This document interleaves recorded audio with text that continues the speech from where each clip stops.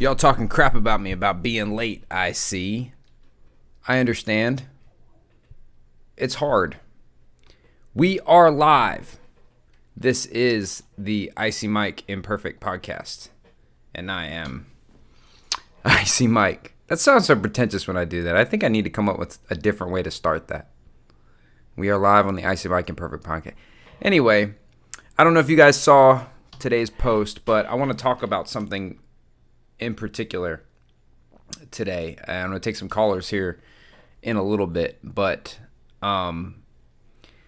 there's something that I think is a shared experience that a lot of us have been through, and that is being a nerd or being a dork or being an outcast or being counterculture or anything. And it's gotten better. It's not so bad now. Nerds kind of run things now. You know, the best movies are Marvel movies. You know, like comic book licensed movies are like the best, greatest movies, and they're exactly what a lot of us want. That's kind of crazy.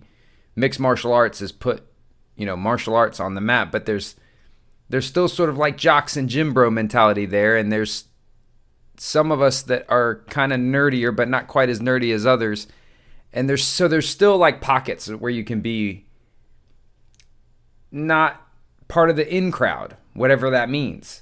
And I want to talk to you if you're a kid, or apparently I've found out that a lot of kids and a lot of teenagers follow this channel, which I have mixed feelings about. I mean, there's worse stuff that they could be watching. I think that their parents should be aware of what they're watching and approve of it. But I think that this will also apply if you're an adult.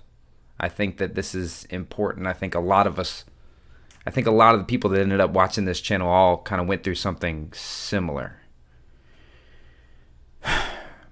Martial arts wasn't always cool. Martial arts wasn't always in. And now, Taekwondo still isn't cool, but, karate still sucks. Kung Fu still for nerds, But, to a degree, martial arts is cool. The internet lifestyle, like I was always more comfortable on the internet than in person, making friends and meeting people. And that's cool now too. But I want to talk about more than just martial arts, but I think I always think martial arts, I always come back to this. Martial arts is a good snapshot of kind of like what being a human is like. I think fighting relates to a lot of things. I think learning is a big important part of it, and that this is going to be bigger than martial arts, I think, for a lot of people. I was a loser. I did everything wrong.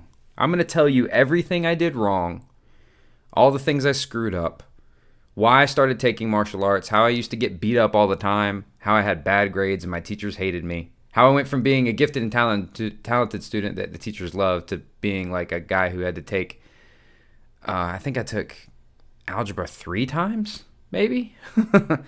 Talk about how I got dropped on my head in the locker room and how I got beat to a pulp under a tree in middle school, and talk about how I'm going to talk about all the things I did wrong growing up, and hopefully be able to help somebody, or hopefully maybe someone can relate to this. But this podcast is brought to you by All In Fitness in CrossFit. All In Fitness in Grenada, Mississippi. They ask that in lieu of, if you're not in Grenada, if you're in Grenada, Mississippi, go there and work out. But if you're not, they ask that you would donate to St. Jude's Children's Hospital. There's a link in the description below if you want to do that. But let's talk about me at 11. What was I like at 11? Well, I wore terrible clothes and I was awkward around people, and I thought it was funny. I would make fun of myself, but I would also make fun of other people, and I would make fun of people that I didn't know very well. I like to tease and joke, and that's how I thought that you were supposed to make friends. That's how I always have thought that you're supposed to make friends, and I still haven't got the memo that that's not really the best way to make friends. Well, I talked too much, believe it or not. I talked shit all the time. I thought it was funny. The problem with me talking shit is I would say things that people were genuinely insecure about. Like, I wouldn't make fun of something like, you know, that didn't matter to anyone. I would make fun of things that mattered to you. I would make fun of things about myself that mattered to me. But I would get beat up all the time. I got in fights all the time in middle school, constantly getting in fights, I would get picked on. I would talk crap back, or I would start talking shit and they'd get mad and they'd beat me up.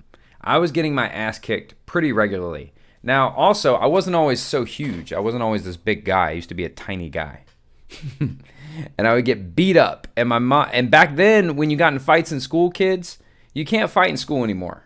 They don't care. They're not trying to figure out who's right and who's wrong. When I used to get in fights in school, you just got 30 minutes of attention. You could have give somebody a bloody nose and you got 30 minutes of attention. That's not how it is anymore. But my mom got pissed, not because I was getting in trouble or because I was getting in fights. She was mad that I was getting my ass kicked and getting detention.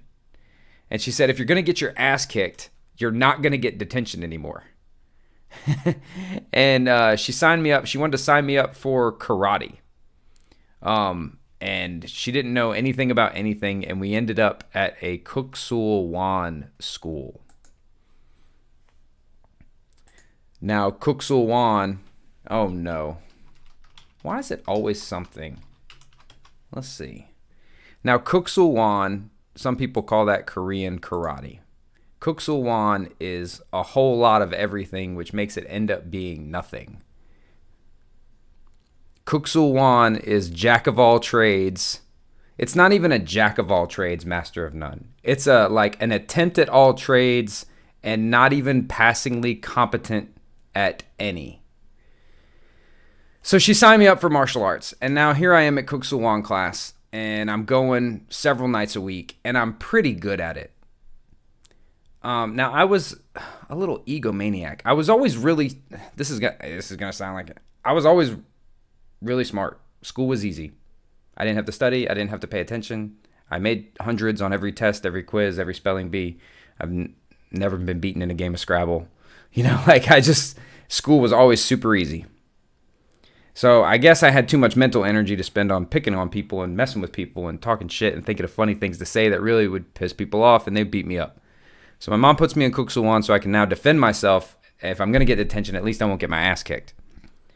Well, I really liked it. It was like the first thing. I never played sports. My mom couldn't take me to sports when I was younger than that because we didn't have a car. We didn't have a way around. It wasn't until I got a little bit older and she married my dad, that my stepdad, that we were able to do stuff like this. So when I was growing up, I didn't do soccer or t-ball, or I didn't do anything like that.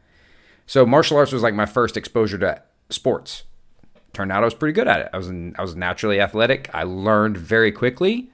It's not me bragging. There's video proof of that. Jesse Enkamp taught me a kata in one session and complimented how quickly I learned it. That was always the case with me, with martial arts at least. Other sports, I could never learn to skate. I never learned how to play the guitar very well. There was other things I couldn't learn, but martial arts I always learned very well. Well, I ended up never getting in a fight again in middle school. But high school came and things started changing. I started caring less about school.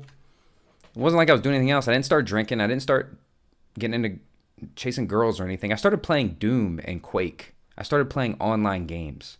And martial arts and gaming, I think, go hand in hand, because I would say martial arts is like the sport for gamers. Because it's an individual thing. Plays on those fantasies, if you play video games or watch martial arts movies or watch anime or whatever, just gamers and martial arts, I think, will be forever intertwined. So, I don't know what happened, but my grades, I wasn't able, I kind of got put into classes that were too hard for me because I was super lazy. I didn't want to study. I didn't pay attention. I didn't listen to the teachers. I didn't take home my books. I didn't even carry my books to class. I didn't do homework. I went from what I was doing towards the end of middle school is I would just not do any of the homework and take the zeros and then ace the tests and then pass the class. That was what I was doing. And then in the gifted and talented program, the projects we did were kind of interesting, and that you did longer projects. I would do those and I would do well in those classes.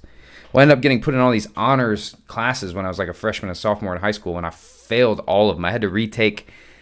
It was chemistry I took 3 times. Algebra I took twice. I took sex ed twice.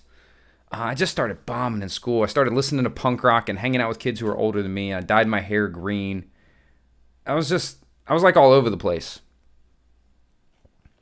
And this is going somewhere. I promise. And maybe some people can relate to this. But I was just all over the place, and I was in and out of martial arts. I kind of like lost my way in martial arts. But all through high school, I was getting in trouble. I'd talk during class. If I thought I had a joke, I didn't think I would blurt out the joke in the middle of the class, and the teacher would laugh, and the class would laugh. Everyone would laugh. If you can get a laugh, you can get away with stuff. That's how I felt. But I was constantly getting in trouble for talking too much, joking too much.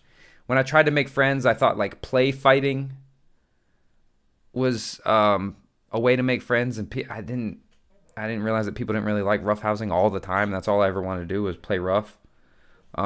Someone in the chat asked sex ed twice. How do you feel at sex ed? I'll tell you. We'll get to how I took sex ed twice, and taking it the second time around was super interesting. It's a really interesting story, but I'll save it to the end to people that are interested. I started bombing in my grades. I was getting F's and failing classes and having to retake them. And there were these kids that gave me so many problems. It was a soccer team. I'm going to talk about some specifics. I wonder if they listen. I always imagine this guy listens when I tell this story. There was this guy on the soccer team. His mom was the algebra teacher that failed me. I hated him. I thought he hated me. He used to pick on me all the time. He'd try to fight me all the time. He was bigger than me. He'd push me around. When I bleached my hair, he made fun of me for bleaching my hair. And then Eminem came out, and the whole soccer team bleached their hair. It was just, he made me miserable. He would always walk up to me and go, "Kaya, Kaya," and that's what he would do. And he would just pick on me all the time and bother me all the time. And his mom failed me, and she failed me aggressively. I mean, I failed the class on my own, but one time I tried to hand in some homework, and she told me she wasn't going to take it from me. So, like, F that lady. And her son was always a jerk to me. And made fun of me for doing martial arts, made fun of me for having funny hair, made fun of me for playing video games, made fun of me for wearing Jinkos, you know. Anyway, I was a loser. I was in ROTC because I didn't want to go to gym because I thought I got all my activity that I needed at martial arts. I took a magic marker and I put nails through it and a screw through it, and I made like a morning star, like a mace out of a magic marker, and I got in a bunch of trouble for that. And then I told this filthy joke in drama class. I was in drama. I told this filthy joke in drama class in front of a substitute, and the substitute was the principal's wife, and she kicked me out of the class and took me out in the hallway, and she was crying because the joke was so filthy. And she said, "And now I don't know how you were raised, but if your mother heard you say that joke, yada yada." I was like, "Lady, my mom taught me that joke."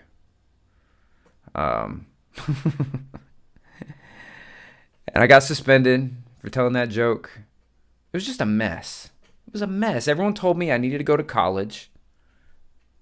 My older brother was going to college. You know, I needed to go to college. All the people that were going to be successful were going to college. I needed to go to college. I needed to stop playing around so much. I told my mom I wanted to be in a band, and she laughed at me. A really big dwarf asked, did I play Dungeons and Dragons? Yes, I played Dungeons and Dragons. And I want to know, so I played, for all you nerds, I played Advanced Dungeons and Dragons 2nd Edition. That's when I was playing. If you can, I think it should be easy, but like pop a comment if you can guess my class. You should be able to guess what my class was. See if you can guess anything about my character in the comments. So they told me how to go to college. They told me how to stop talking so much. They told me how to stop making jokes at people's expenses. They told me how to stop dyeing my hair, and I had to stop dressing weird, and I had to stop making weapons, and I had to stop playing in the woods, and I needed to be cooler, and I needed to like just do all these things, you know, that people are supposed to do. And today I'm riding home from the studio. Joey Central says, "Ew, 2nd edition." Well, Joey, when 2nd edition came out, there was nothing after it. So we didn't, like, you know. All of you are wrong so far. Monk, Elvin, like, I'm mad that y'all are so wrong about this. I feel like it should have been easy. Dwarf is not a class. Were there monks in 2nd edition? No, there was no monks. There was monks in the edition before that. It took the monks out, actually, I think. Joey Central says mugs didn't exist until 4th edition. That's not correct. You guys are all wrong. Here we go. Now we got some guys I know. I was a rogue. Of course I was a rogue. I was a thief. I was a mean thief, and I played that character right. Stole from my party and everything. Passed notes to the dungeon master and stole from my party. Anyway, I was a loser. I was a nerd. I couldn't make friends. I was full of myself and self-absorbed. I talked too much. I was into dumb stuff, and now I'm riding home from the studio this morning. I finished work. How about this? Teachers that said I never amount to anything. My mom, who laughed. Now, she's supportive of me now, but she laughed at me when I used to tell her these crazy ideas I had. Teachers, bosses I had when I was 16, 17, all you guys. When I was driving home from my job at my business that I own, I was getting off today at 11:30. That's when I got off work today. From my job, doing all that shit that you told me I had to stop doing. That's my job now. I'm looking over at my seat, and I'm looking at the plastic, the polycarbonate swords that I bought for my job. And I got to go home and I got to take stock of, I knew I had to go home and take stock of my flashlights, and I had to count flashlights. You know what I mean? Because I'm super into flashlights, which is a super dorky thing. I knew I had to go home and take care of all my nerdy stuff, and I had to take inventory of all my fake weapons and my real weapons and talk to my dorky friends online. I knew how to plan a podcast. And I thought, God, you know what? I make a living doing all the shit that they told me to stop doing. Now, don't get me wrong. I'm not rich, kids. I'm not saying screw what your teachers have to say and, say whatever you want, disrupt class, don't do your homework, don't go to college. I'm not saying do all that. But what I am saying is that your teachers grew up in a different world than you grew up in. The things that are possible for you were not possible for them, so it's impossible for them to relate. And I tell you this other thing, kids. I had friends that I loved towards the end of high school and then in my early 20s. Middle school, I had very few friends. I made a couple. High school, I had very few friends until the end. And I only got the friends when I just started just not giving a shit about having friends. And then there was people that wanted to be around me. But I was never super popular in high school. Not where, this is what it was, is I thought I was popular. And then, I realized that all these people that acted like they really liked me all hung out outside of school, and I never got invited to any of that. Like, they weren't my friends. There's people you think are your friends that are not your friends. That's what I want the kids to know. That some of these people that you think are your friends are not your friends. And the people that you want to be friends with who won't be your friends, none of them matter. Not a single person. And some of them I loved. Some of them at the time I would have died for. Some of my friends in my late teens and early 20s meant the world to me and are still important to me. But none of them impact my life on a day-to-day basis right now in a positive or negative way. I have fun memories, but not a single one of them helps me feed my kids. Not a single one of them helps me with my dreams. Not a single one of them helps me with my business. Not a single one of them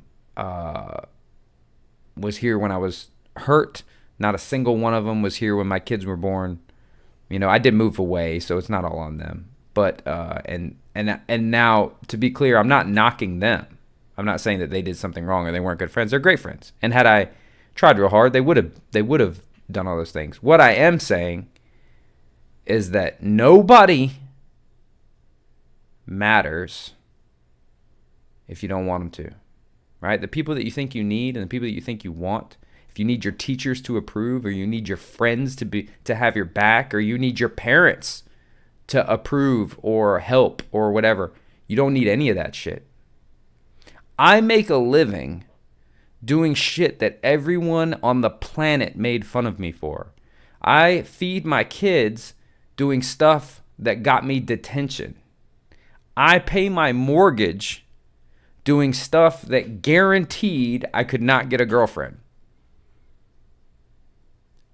Everybody told me to stop doing this and stop doing that. And now, right now at this moment, I make a living doing all of it and love it and have met some of the coolest people. And now I have the greatest family. And the friends I do have are the best. The friends that I did have in high school, I still love, I still care about. But the people that I thought were my friends, or that I wanted to be friends with, or that were fun to hang out with, none of them matter in any measurable way. It sounds callous, it sounds a little dark, but understand that you are gonna do bigger things than what you're doing right now. You're gonna do bigger, better, more important things. Your dreams, the dumb shit that no one really gets. Maybe you want to start you want to make frozen yogurt that's like flavored like hot dogs and hamburgers or whatever, and sell it off of a Vespa scooter, or whatever crazy cockamamie business plan you have. Or maybe you want to start a band that does like, metalcore covers of late 90s pop music. Like whatever your crazy idea is that you don't feel like there's anyone that gets, and that's not a real thing. I can't make a living. I can't make a living talking into a microphone on the internet about some shit I'm crazy about, because I don't know a single person that's as crazy about martial arts, self-defense, fitness, and YouTube, and fighting, and comedy, and double entendres. I can't think of 5 people that love that stuff as much as I have in the real world. But looky here. We got 194 strong who are all into that stuff right now. I got 213,000 people that clicked a button because they're into that stuff. I get to make a living, not get rich, but I do feed my kids and pay my mortgage, doing things I think is fun, talking about stuff I think is cool, meeting people that are into the same stuff, and just learning and playing and having fun.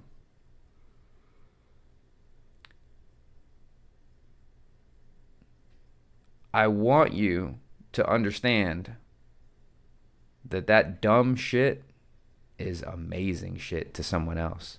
That shit that your mom thinks is dumb, or your friends think is dumb, or your wife thinks is dumb. Kristen was always supportive, but there were moments where she was like, come on, dude, really? Come on. Like, how many weeks are you going to put in 40 hours for $0? How long are you going to do that? But she was about the only person that saw from the beginning that when I said I was going to do something, I would do it. My mom gets it now. The only time she missed was that band. I said I wanted to start a band, and she said, ha ha ha, because she's like, dude, you don't play an instrument. You don't play an instrument and you have no musical talent. Guess what? I ended up starting a band. I didn't start a band. I ended up joining a band that toured up and down the East Coast, and I opened for all my favorite bands, and we sold thousands of CDs. Haha, Mom. After that, she believed everything I told her when I told her I was going to do something.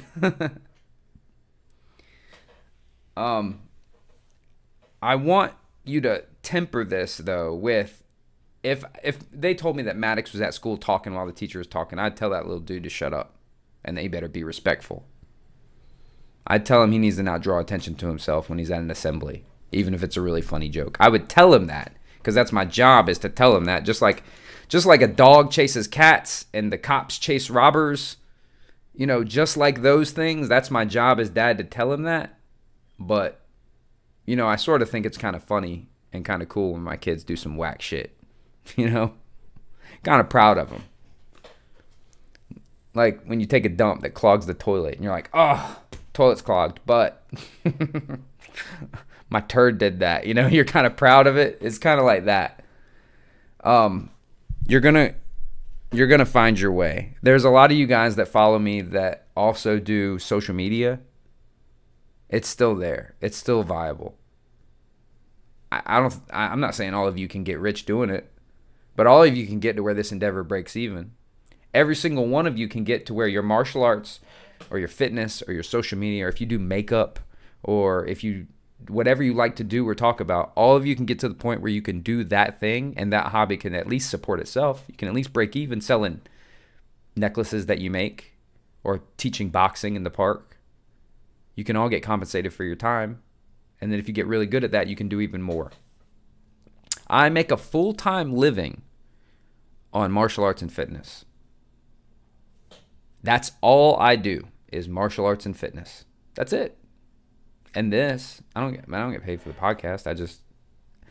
And it's hard to, I say I don't get paid for the podcast. It's hard because everything I do is sort of tied together. So even some things I do that I don't technically get paid for, it still contributes.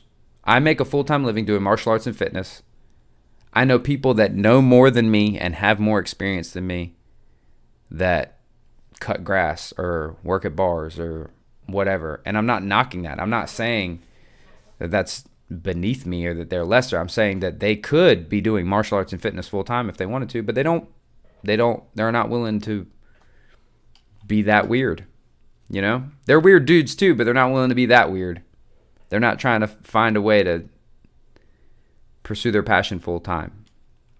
They're just not into it. They like that security of punching that clock. Maybe they went to college. Maybe they work for their dad. Maybe they do something. And maybe they love it, but chances are they don't.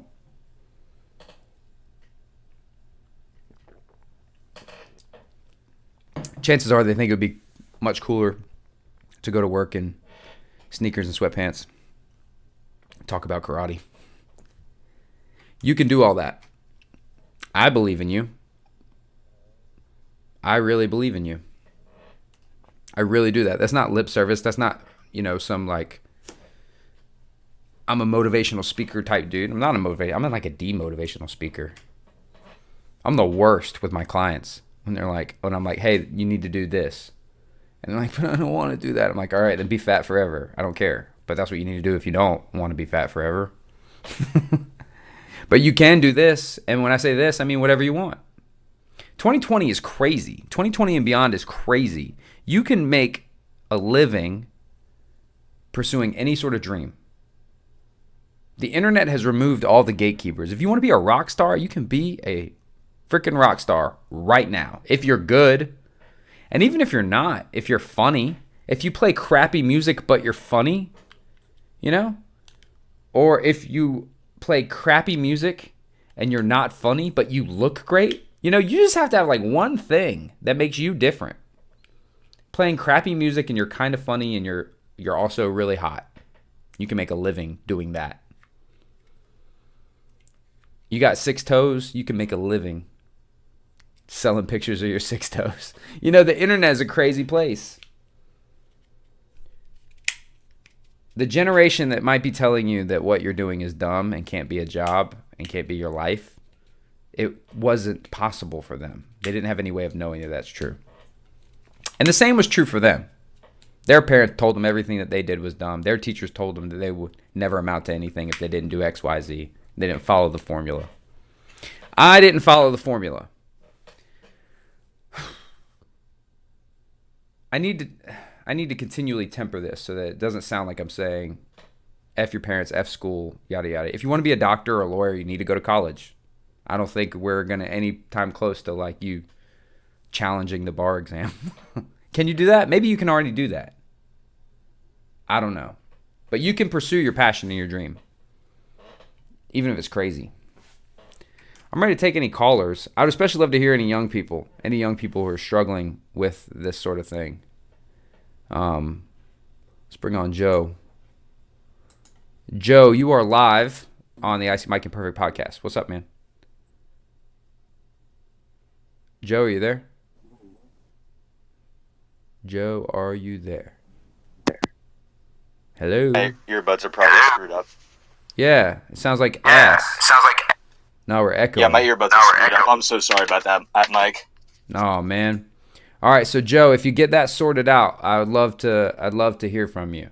And when I say I'd love to hear a young person, yeah, if you're in your early 20s or whatever, you're probably going through this stuff too, because the age where we have to get our shit together keeps getting pushed back because everyone keeps thinking that you're supposed to have your shit together. And guess what? I didn't get my shit together until I was like 34, and I'm 39.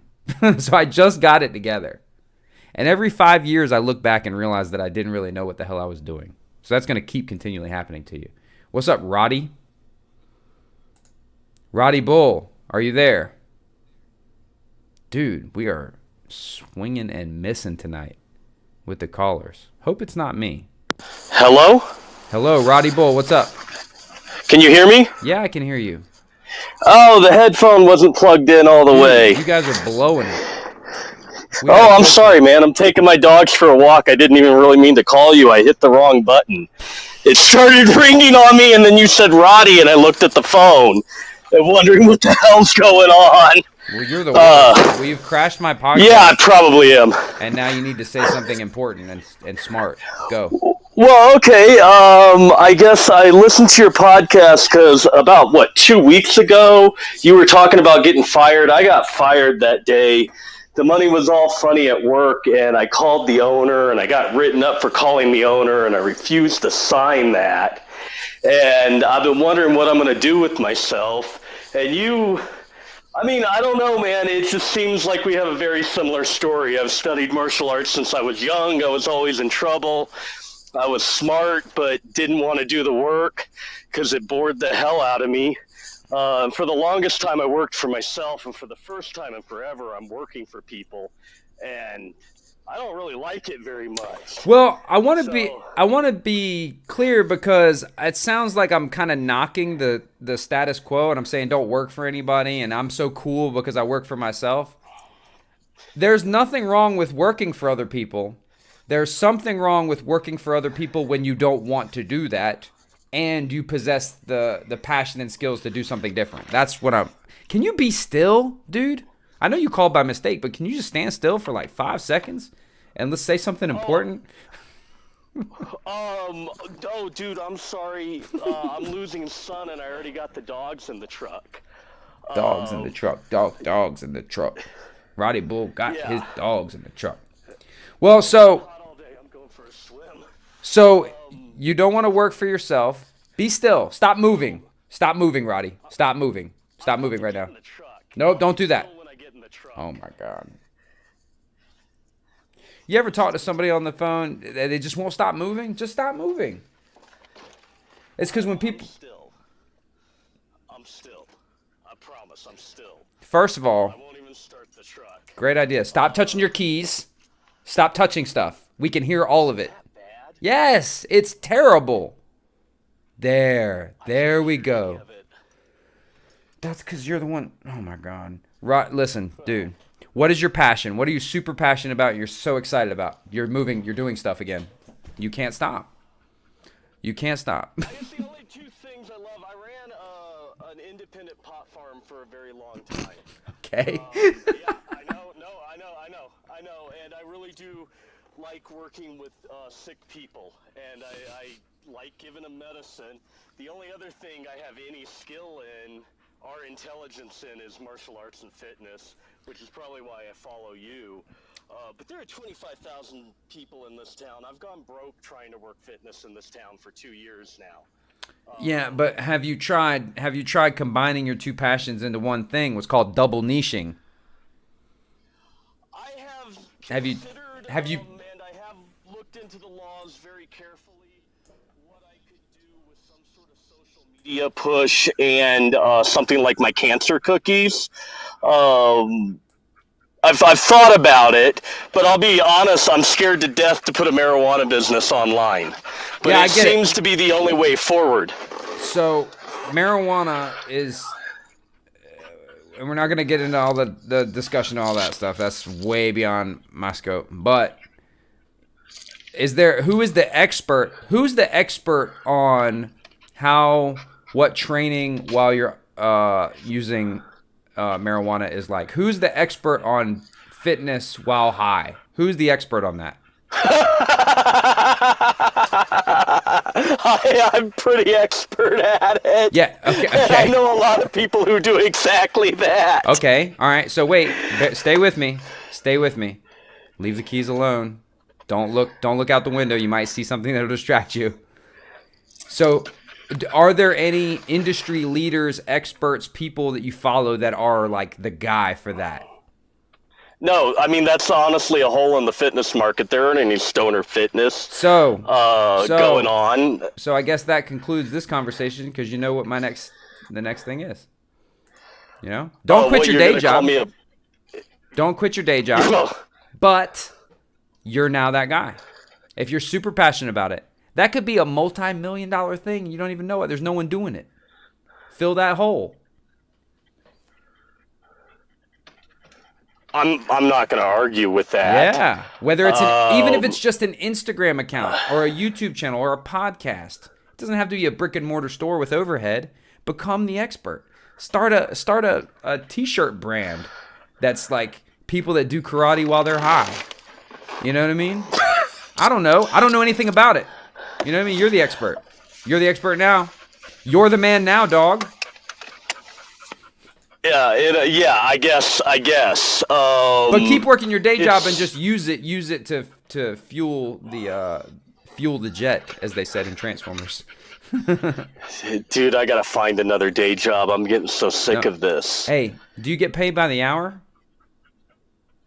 Right now, yeah, they're just crappy jobs I'm working because I'm trying to stabilize after losing the farm. So if you get paid by the hour, separate yourself from caring very much whether you like anything that's happening or not, and just ride the clock while you work on some shit that you do care about.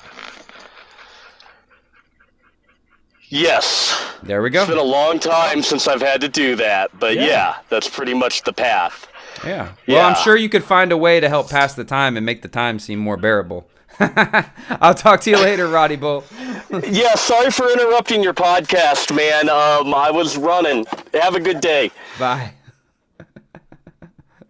Oh, man. Let's try Joe again. Joe, how are you? Dude, I'm losing faith in you people.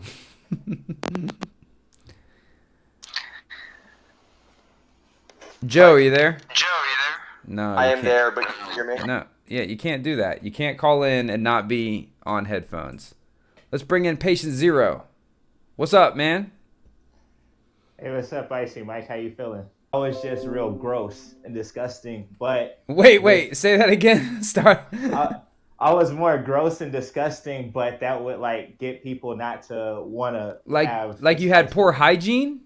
No, not that. More like, I went to a school with a lot of people who cared about their Jordans. For example, we had, like, a mid-sized high school. Mm-hmm. And only 30 I get people, freshman to senior, played football. Uh-huh. So I had that kind of school.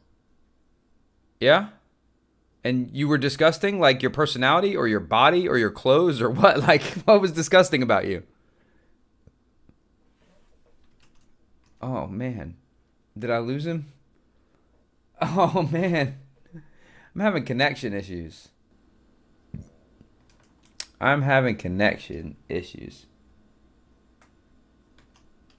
Let's try somebody else. Mars Bars, you are live.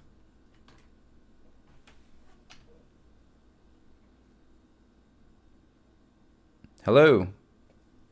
Hey, you hear me? Yeah, I can hear you. What's up, man? Oh yeah, I was sort of like explaining like Oh, is that you? Yeah, that's you, patient zero? Okay, all right. What's up? Yeah. You were disgusting. Explain to me how you were disgusting. Like crude, like like you would say disgusting things. Yeah. Right. Like poop and fart jokes and shit like that. Right. And when you're and everyone around you is like, oh my God, that guy's so disgusting. But people will line up around the block to buy movie tickets to see a movie about like turds and wieners. You know what I mean? Like they'll pay to see a comedy show about a guy saying the same kind of stuff you would say. But because you're saying it in class or in whatever, you're gross. Yeah. But it's also really weird because in grade school, I was the nerd.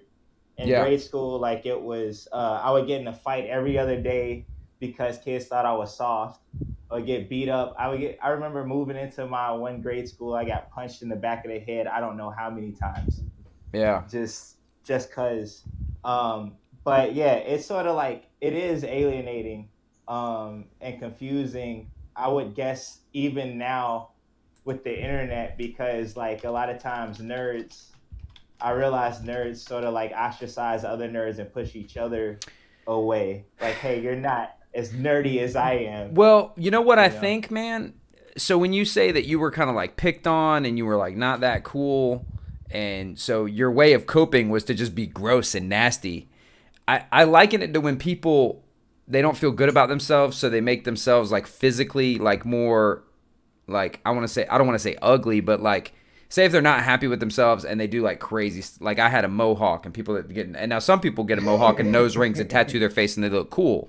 But some Yeah. people I think do it because they're like, well, I don't like the way I look, so I'll just go the opposite way. It's like, well, if no one likes me, then I'll just talk about everyone's buttholes. You know what I mean? Like, Yeah, that was definitely me. so when I felt like no one liked me and I couldn't make friends, I got super like aggressive and mean and made fun of people. Like I talked crap and talked shit to people Yep. all the time Yep. because That's I'm how like, I well, had to learn how to fight. yeah, if you're not gonna like me, I'm gonna pretend that it's because it's my choice. You know. For sure. So Yeah, so I feel that. so what's the story with you now though? Oh yeah, I ended up going to college.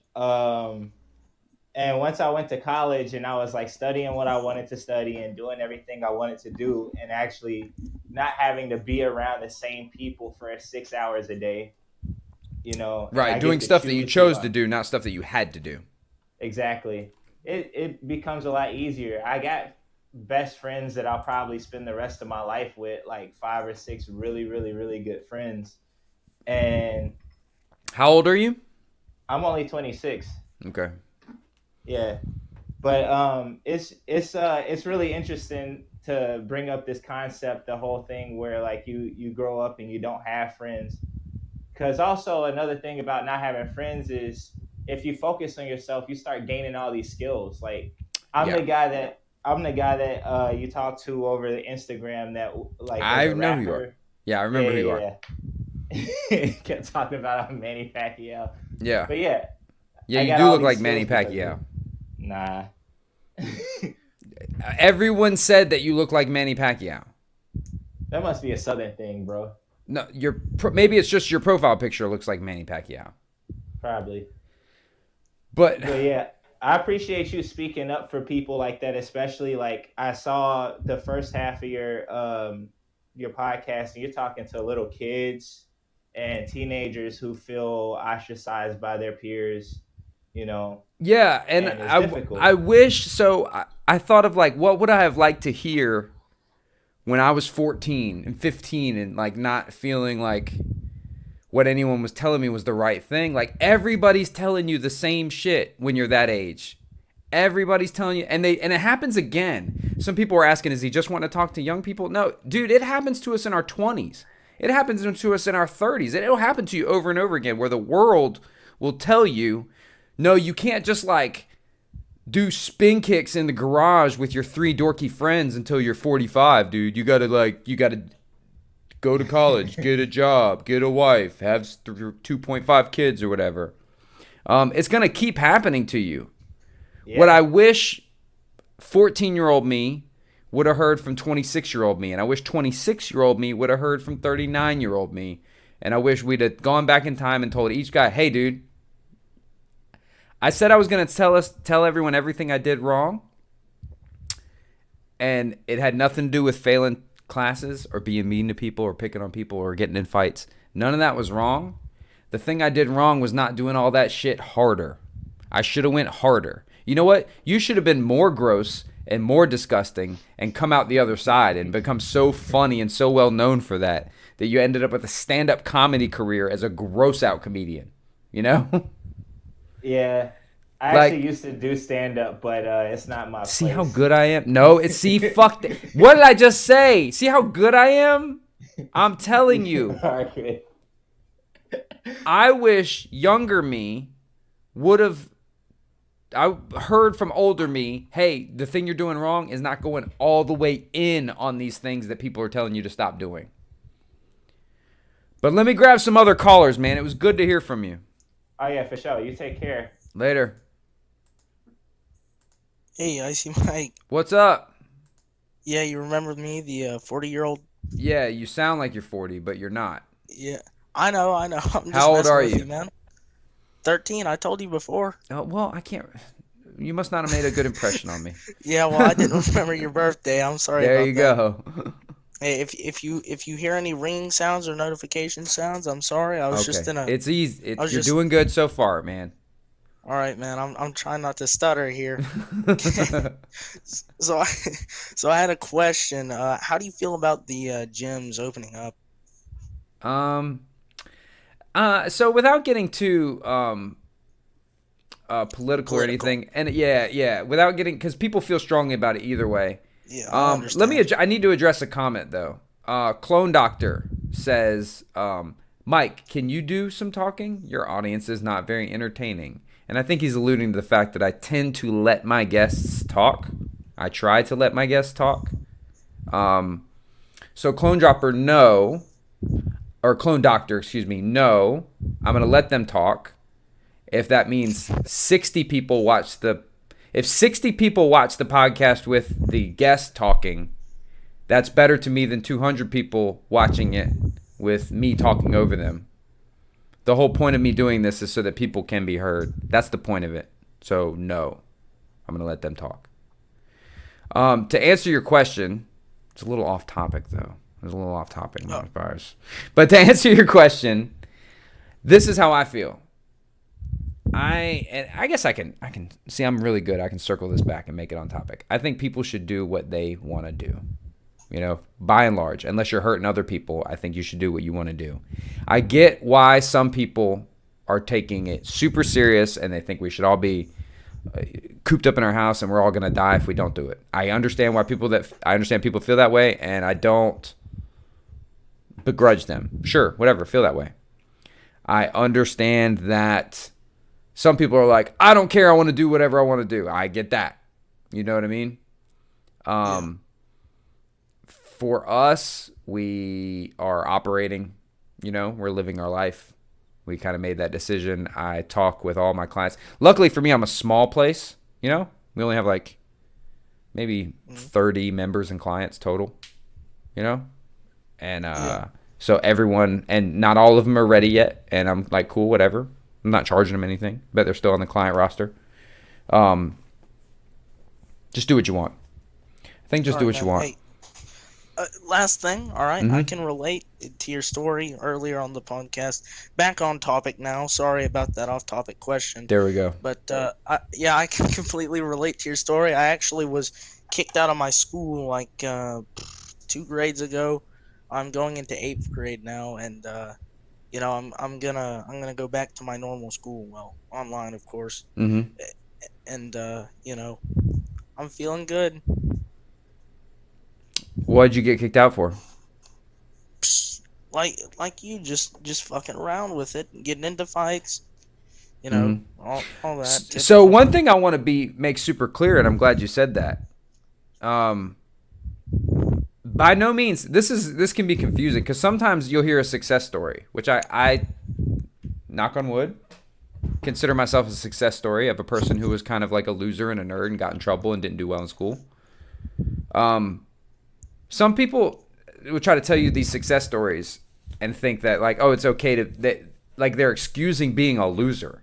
Like if you get kicked out of school because you don't fit in and because you won't follow the rules, and then you go on and do great things, dude, fuck school, But if you get kicked out of school and you're like kind of dumb and you don't have any ambition or any skills, you don't know how to do anything, and you don't finish school, then you just end up being a loser. It's cool to get kicked out of school and then make a comeback. It's not cool to get kicked out of school and then just go Yeah, be a loser. That's not what I'm saying. I'm not trying to make it sound cool to be a loser. I'm saying that school is not the only route. Parents' approval is not the only route. Teacher approval, college, all that stuff is not the only route to not being a loser. But it is also possible that if everyone hates you and you can't finish school and you get kicked out and no one wants to be around you, that doesn't mean that you're not a loser. It just means that you're not necessarily a loser. Does that make sense? Yeah. Yeah, I know I said last thing, but I have a question. Yeah, man. It just came to mind, man. All right, is prize fighting uh a what word was I looking for? A realistic career choice? Like how would anyone get into it like you have? I'm not a prize fighter. I've never fought Oh for money. well, I've you never fought for or money. well, street beefs. Yeah, I didn't That fight for money. okay, I got it mixed up, man. Yeah. Sorry. So here's the thing. That's the thing that you don't realize. No, prize fighting is not a real dude. How many dudes do you know that make? Tell me the number of dudes that you can think of that make a good living making money. Now divide that number by the number of dudes on the planet, and that's your chances of being that dude, right? I make a living because I know how to do like 20 different things related to martial arts and fitness. I am a personal trainer. I can teach group fitness classes. I can teach boxing classes, kickboxing classes. I can make funny videos on the internet. I understand how to do affiliate marketing. I understand how to teach people to do all the things that I do. I do private lessons in fitness, self-defense, boxing, kickboxing. I do seminars. I sell merchandise. I get paid by companies to do testing and R&D on their products. I get paid by companies through sponsored videos. I have like 20 different ways that I make a living through martial arts and fitness. Just beating people up for a bunch of money is not realistic. If you want to make a living doing stuff you're passionate about, you have to know like 10 different ways to make money off of it. If you want to be a rock star, you have to know how to make cool t-shirts, how to look cool, how to talk on the internet and talk in videos and talk on podcasts. You have to know how to do more than one thing. And now anymore, if you want to make a living doing anything that's sort of weird and out there, you have to know 10 ways to make money off of that thing if you want to make a living at it. Now, if you want it to be a hobby that pays for itself, that's a little more forgiving. But no, prize fighter is like saying, I want to be a astronaut. You know what I mean? Not saying you can't be an astronaut, but dude, if you told me you want to be an astronaut, I'd be like, dude, how about try to freaking not get kicked out of school and get through 8th grade before we start talking astronaut. So if we want to say we're talking prize fighter, it's like, dude, let's talk about like making it to boxing class 3 times a week. You know, start small. You know what I mean? Now I look like a dumbass. Yeah, well, we all do. That's what I wish that's why I said I wish my older self had went back in time and talked to my younger self. I would have told my younger self, like 25-year-old me would have told 13-year-old me. So me coming back in time to talk to you, I would have said, hey, you are a dumbass. Nothing you think is smart or right? But neither is what they're saying, right? Do what you want to do, but like, hey, maybe save more money. Hey, maybe don't get kicked all the way out of school. Like maybe try to pass this class, but don't necessarily devote your life to it. But if you're not going to devote your life to the class, and you're not going to pass class, or you're going to get kicked out, if you're getting kicked out of school, and it's because you're just an asshole that doesn't like listening, that's when you are a loser. But if you're getting kicked out of school because you're super passionate about art and you were like sneaking away to go like learn how to be better at art, or like to buy supplies or steal supplies or whatever, you know, and you were like pursuing some shit, or you were off learning how to make fried plantains because you want to sell fried plantains off the back of a jet ski to tourists in Jamaica. You know what I mean? Whatever. If you were using that time to like hone your craft and do other shit, or become an awesome martial artist, so you can be a prize fighter, whatever the hell that is, right? Don't steal. Sensei Seth brings up a good point. I'm not saying steal, but I'm saying if you're using that time while you're flunking out of school to do all that cool stuff, that makes you not a loser. But if you're just like, I don't like school, that's when you're a loser, right? If you don't have a better choice, a better alternative. So the answer might be, hey, you need to get through school. School is important. I'm not saying school is not important. I'm saying that it's not the end of the world if you don't super enjoy it. And it doesn't make you dumb, and it doesn't make you a loser if you don't really, really love it. And if you struggle with it, it doesn't mean you can't be successful. Is that a little more clear? Yeah. Probably not. well, I'm just. Go ahead, say it. No, just say what you think. That's what I'm saying. Like, say. I'm an idiot. No, you're I'm an not. idiot. That's the. You're not. You're no. You're not. You're not an idiot. You're not. You might be. Let me clarify. You might be an idiot, but you're not an idiot because you had trouble getting through school. You'd be an idiot if you had trouble getting through school and you also weren't working on some stuff that you were super passionate about. If you're awesome at fighting and you're awesome at martial arts and you want to be the champion of the world, go for it. I believe you can.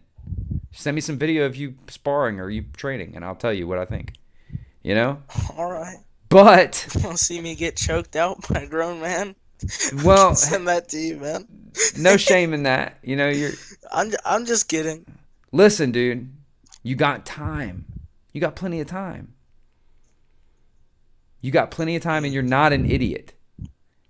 You're not an idiot because you had trouble with school. You might be an idiot. Is that fair? Do you get what I'm saying now?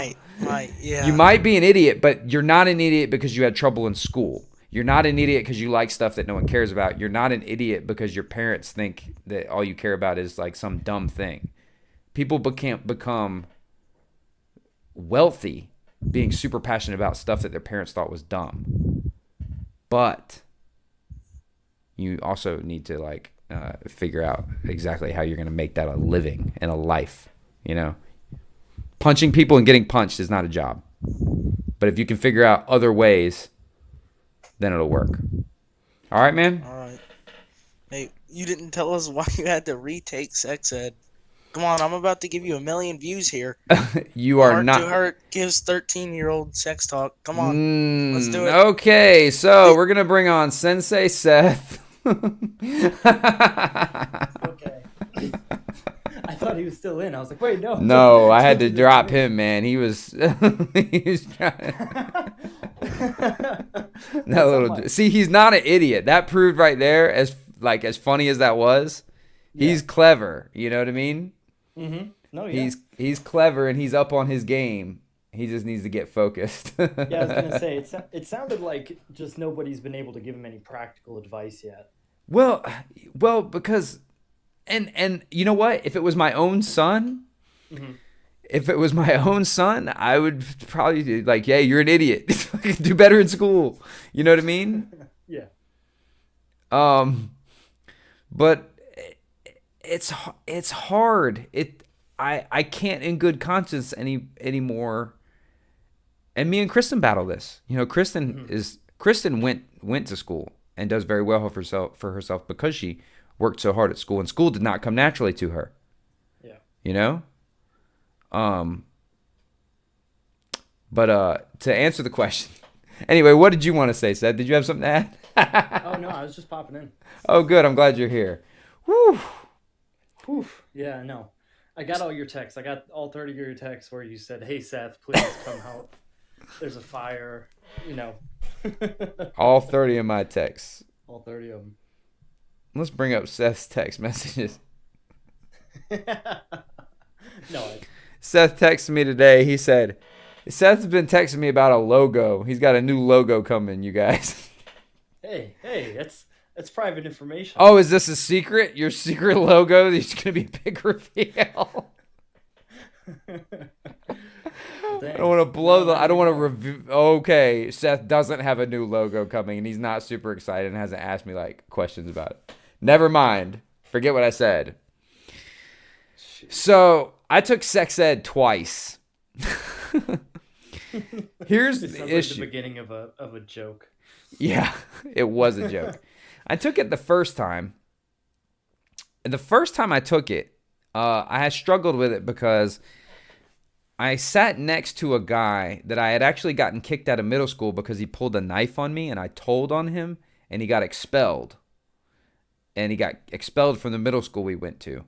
And then we got to high school, they sat him next to me. And I was very uncomfortable. Yeah. This guy, he kept a cockroach in his backpack as a pet. Do you think it was always the same cockroach?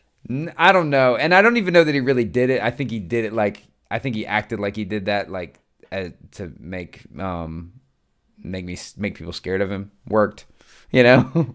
Yeah. But I thought we were friends in middle school, and used to tell me about. He told me that he used to tell me that he would like hold guns to people's heads, and when he shot people, he liked to punch the gun through their head. And I was like 12, and he was Yeah, scary, right. so I kind of like I didn't know that if he was telling the truth or not. And then one day he like menaced me with a knife, and I went and told on him, and they searched him and kicked him out. And then that was I think that was like that was the last time I ratted. Yeah. That was the Hopefully last time I ratted like that that. was the one cockroach kid that you had to deal with throughout your Dude, childhood. that cured me of being a rat. Even when I was a police officer, while I was on duty, I did my job. You know what I mean? I like took Yeah. criminals to jail. But outside of professional obligation, I ain't never ratted on anybody. If I wasn't required to by law, I wasn't telling.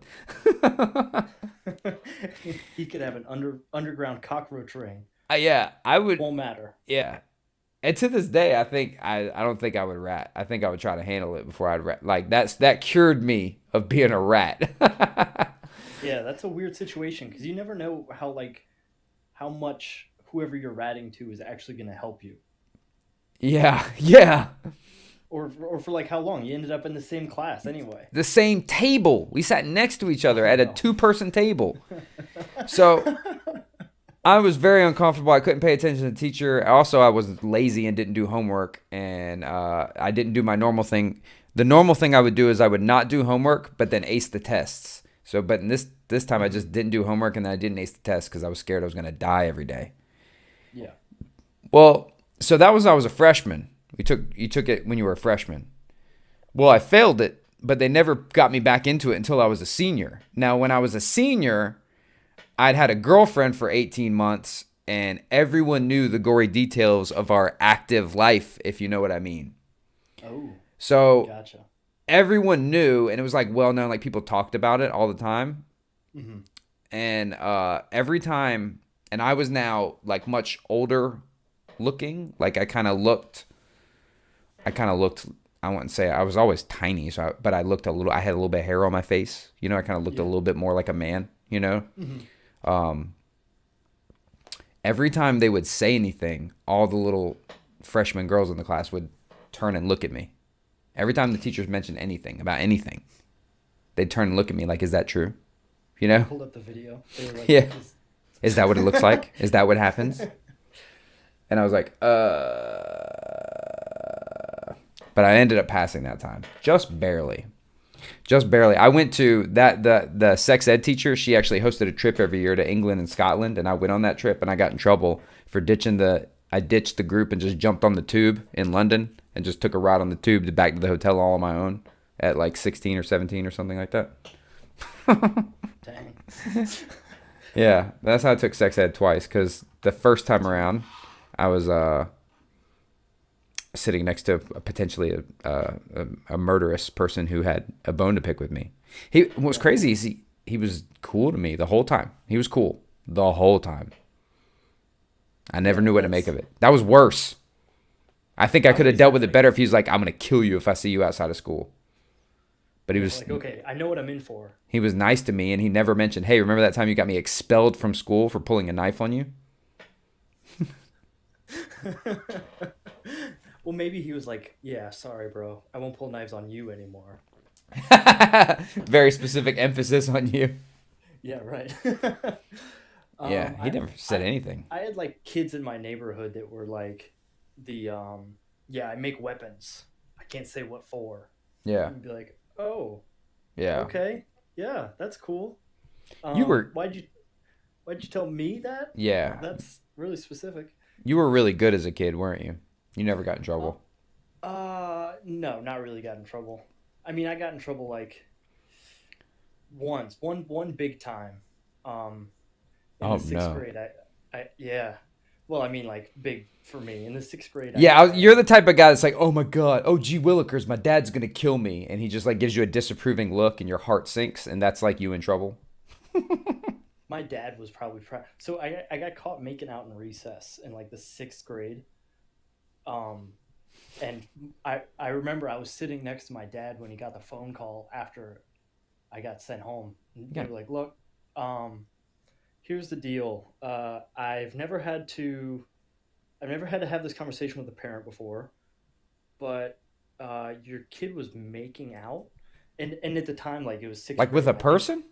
with yeah, no, with my arm, with a little fold in my elbow. Yeah. But yeah, this little interesting girl came over from the town next door who I think had failed like two grades, and I was like, Oh, you got yourself a little hood rat chick. She's, I'm gonna teach you something. yeah. And what's funny is my buddy ratted on me about the whole thing, so that was fun. That was an interesting 3 months or whatever. Akeem Patwari in the chat says, "Oh my God, I got an 84 on my test. My dad's gonna kill me." That's totally a Sensei Seth move. 84, yeah, they both be pretty upset about the 84. 84 is hard to sell. Dude, there's some of us are parents were just glad we didn't get sent home. We didn't get brought home by the cops. You know? My mom, the main reason I went to get my MBA was, and this wasn't the only reason, but her phrase was, "I will be so disappointed if you don't get your MBA that I will leave you out of the will. Like I will just disown you." So that was kind of my educational growing up. Was But listen, let's get real because we're on Icy Mike Imperfect. I kind of think that's bullshit. And that like, she would leave me out? well, I don't think she would. No, You know, yeah, I but don't like think so either. to tell somebody like you got to do it the way that I think you got to do it, or I'm going to be so disappointed in you that it's going to affect our relationship. Yeah, and You know? and who knows? Like I'm sure in the back of my head I also knew that she wouldn't do it. But to be fair, she's also the person who has been like more supportive of like YouTube, which is like totally opposite. Like Yeah, how's that? Yeah, that MBA is real useful now.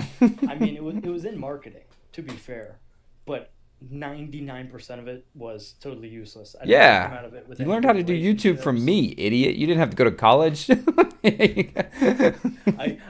The masters of Icy Mike. Yeah, dude. That's what I'm talking, and that's kind of a perfect example. So I'm glad you shared that because that's what I'm talking about. If you're an idiot, if you're a doofus that can't figure shit out, and you're not a hustler, and you don't like working hard, and you don't like putting in long hours that you don't get paid for, if you don't like doing all that, you need to go to a trade school or a college and go punch a clock for somebody else, right? Yeah, and maybe play music, maybe practice with your cover band every Thursday. You know what I mean? Yeah. You're not going to be a rock star if you're not willing to do all that stuff. But if you are a hustler, if you're the type of dude, I could give you $5 at the beginning of the day and you could come back with $50 at the end of the night, you know, by making moves. If you can put together, if you can, you know, save up some money and buy a bunch of sneakers at closeout and resell them out of the trunk of your car or on eBay or whatever, if you can do stuff like that, you can make anything happen, you know? Mm-hmm. Yeah. But if you're not a hustler and you're not a hard worker, you can't live your dream. Yeah, college has become like the middle ground of people being like, yeah, I'll figure out what I want to do once I'm an adult. And it's got nothing to do with talent. That's another big problem. Some guys think, "Oh, well, I'm amazing at the cello, so people will pay me to play the cello." It's got shit to do with it, son. You got to be passable at the cello. You got to be good at convincing people to pay you to play the cello. You know? Yeah, right. If nobody's ever heard you play, then what does it matter? I listen am to a you. small, tiny, injury-prone amateur who's not very nice, with a grating personality, not great to look at. I make a living doing martial arts and fitness, right? Online too. Online, not because of Not talent, online, because I'm a motherfucking hustler. You know what I you mean? sat Like, next to Cockroach Boy in Yeah, middle school, and it taught you that you could be better than that. it has zero to do with your talent. It has everything to do with your drive. Truth. Let's see. Let's take another caller. Let's see what this guy be about. Scout 3058. Oh, everyone felt the pause. Everyone felt that air in there, and then the lines just lit up. They were like, "It's my time." Yeah, Scout 3058. What's up? Can you hear me, brother? Yeah, be still. There's wind blowing. Hey, Oh, hold wait, on, is it's a this fan. West Texas? No, this is Louisiana. Oh, okay. I thought you were the other guy. You sound like the other guy. What's up, man? No. So I just wanted to say, man. So I'm obviously not a young guy, but I grew Yeah, up you with a sound story old that as was. shit. Yeah, I am. You sound My story is 43. kind of. You're close. You're close. How old are you?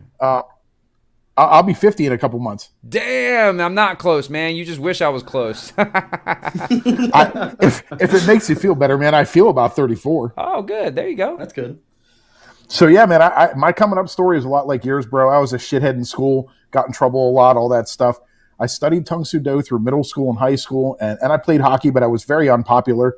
I got picked on a lot, got in a lot of fights. I still have a piece of pencil lead stuck in my chest from this dude named Dave. Dude, I have a piece of pencil lead in my lip still. I'll tell that story in a second, but go ahead. So yeah, What are you guys using pencils to Shut do? up, Seth. We got in fights because we were cool. Yeah, pretty boy.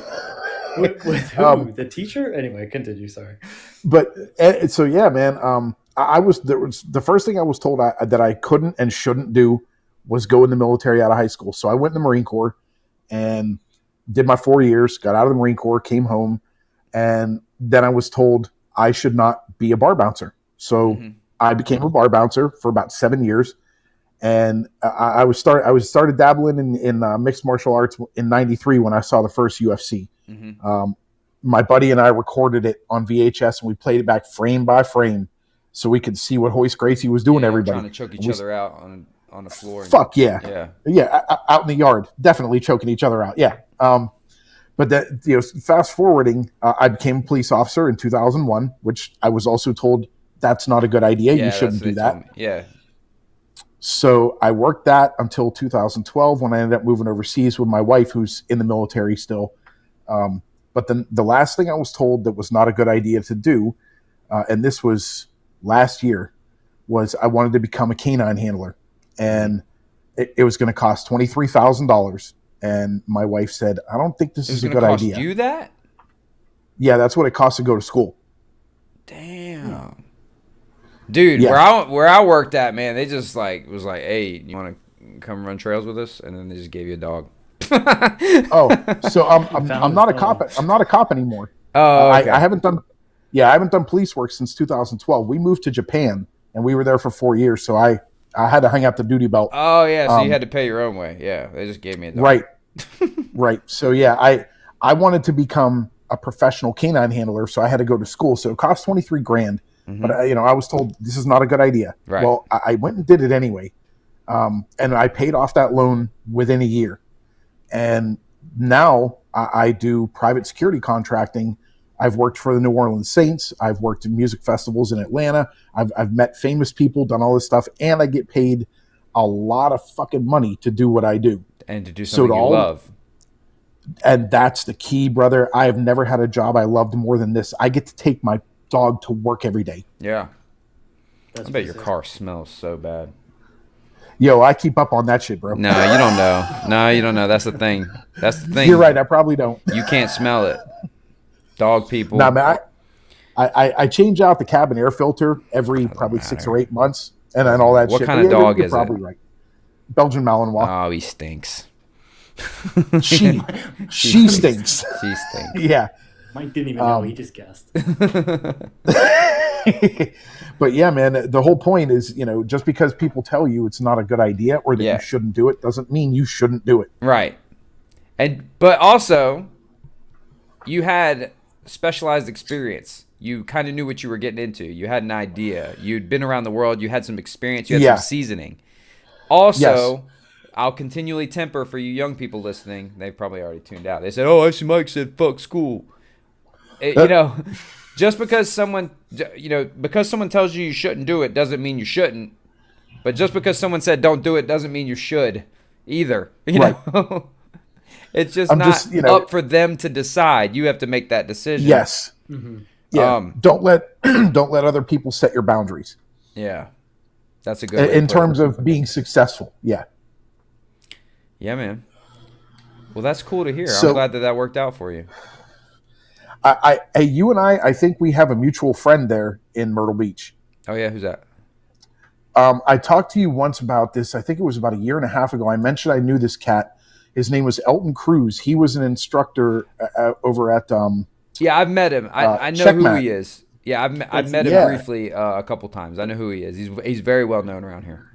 Is that your Aikido coach or? No, he's a very legit he's a jiu-jitsu guy. And he's like, Yeah. I want to say he's Brazilian, but he lived in Japan, or he's Japanese and he lived Yes. in Brazil. Yeah. He's Brazilian, but actually I met him in Japan. Yeah, he's when I like was double living over jiu-jitsu. there. He's jiu-jitsu as hell. Yeah. Yeah, he's a hell of a guy, man. Yeah. Okay, well, cool, man. Well, I appreciate you taking my call, Mike. All right, man. I'll talk to you later. All right, Sensei Thess, you have a good night too, brother. You have a good one, buddy. All right, let's bring in this guy, Dash, that's been trying to call in. He looks like a little private school kid. He looks like one of the guys from the Umbrella Academy. What's up, Dash? How are you, Mike? Oh, what's up, man? What's going on with you? It's late over there where you're at, isn't it? I'm in Australia. It's midday. Oh, it's like tomorrow over there. Yeah, it is. Oh, okay. Well, I what's just up? wanted to disagree with the comment someone made earlier complaining about the audience talking. Oh, yeah. I think listening to your audience is absolutely great. My absolute favourite was the guy the other day. He sounded a bit out of breath, said he was squatting at the gym, but he didn't know what weights he was Oh, lifting. yeah, That was hilarious. everyone jumped all over him. Everyone jumped all over that Yeah, guy. that guy was great. To be honest, I'm pretty sure he was in his bedroom doing something else, but we won't go there. How old are you, man? You kind of young? I'm You 17? 22. 22? You look I'm about 22, 17 but I in your look about picture. 14. Yeah. Yeah, I know. So what's up, man? What's your story? What do you do? On topic, I think I can give you kind of like the other perspective. I mean, I had a shit time in high school too, but I've gone to uni. Mm-hmm. Went to uni at 16. Now have a 3-year degree in psychology, 4th year in honours, and I'm halfway through a PhD. Oh, man. Dang. Oh, Did you say man. you were halfway through a PhD at what, 22? Yeah. Yeah, Jeez. Yeah. I gotta get after it. Anyway. which is great, but I'm halfway through and I'm spending a lot of days sitting there now thinking, I don't like sitting at a desk for 8 hours. This guy's going to get all them damn degrees and decide he wants to open a taco truck. Exactly. Well, it's crazy how that works, because that's pretty much exactly what happened to me, where I was like halfway through my MBA. I was like, man, I do not like working for people at all. I'm going to teach karate because I already knew how to do that. And it was like the thought of having to do it that like turned me off from all of it. Wow. So what are you going to do? Since school comes so easy to you, I mean, what do you want to do? Yeah, what do you want to do is the big question. I mean, at this stage, I think 18 months to go. Finish the study. Oh, yeah, what's going to happen after the study, I don't know. You're invested. You're invested. It can't hurt. And you're not going to do anything really super cool in the next 18 months if you don't do that. You know what I mean? Nothing great's going to happen in that time. You don't need that time. If you were 75 and you said, I've got 18 months to finish, I'd be like, fuck that thing. You've got 18 months. You know what I mean? 18 months is more important when you're 75. But like, when I ask young guys, I say, what do you want to do? And smart guys like you, little smart cookies like you and Sensei Seth over there, when you ask them, what do you want to do? They say, oh man, that's a tough question. I call bullshit. It's sort of like when I have a new client come in. I'll have a woman come into the studio and she'll tell me, and she's like 5'6", 5'5", and she weighs 185 pounds. You know what I mean? Right?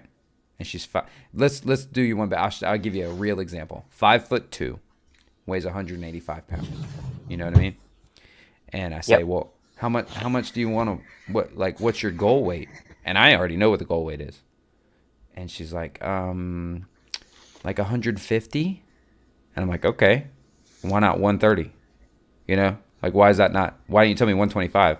And I'll like show her Instagram girl who weighs 115. I'm like, why don't you say this? That is what she wants. That's exactly what she wants. But she feels like it's not realistic to say that. So when I ask a 22-year-old guy, what do you want to do? And he's like, oh, man, that's a tough question. No, man. You'd like to just like collect NFL jerseys or whatever, or I don't know, kangaroo wrangling jerseys or whatever you guys watch over there. You know what I mean? That's what you want to do, but you don't say, well, I would like to be a professional, whatever, because that's unrealistic. But I really mean it when I say, what do you want to do? Like, what do you want to do? What are you super passionate about? Yeah, those are words of wisdom, Mike. I'm asking you. No, this is not rhetorical. I know, but you're right. Why? No, I mean, This is I'm not answering rhetorical. your question. What do you want to do? I'm answering your question, which is Smart people. my local gym staff think I'm nuts because I finish up at work at 5 p.m., go to the gym, and I'm still there at 8 p.m. Well, you're being very inefficient in there. If you enjoy being in there, That's right. No. Well, I was about to say I'm not an idiot though. I don't stand there and lift weights for 3 hours. I'll lift weights for an hour, then I'll jump on the bag for half an hour, and then I'll stretch. Okay. Because it's just where I like being that's after cool. sitting at a desk all day. And then you cruise around, go get a smoothie. What are you passionate about, man? What's your thing? Yeah, it's a good question, Mark. No, what is it? Hey, so- Stop dodging it. Say it out loud. What do you collect? Comic? Do you dress it's up like nasty. Sailor I can Moon? tell. Like, what is your thing that you I'm do? I'm on your podcast, Mike. It's martial arts. I've got a Right, taekwondo background, but I'm wanting to get into some more serious, the right word stuff at the moment. So you're a taekwondo-dork, Yep, exactly. and you don't know if you want About 10 years of taekwondo. and you don't know if you want to do whatever buttoned up desk job shit that you went to school for is.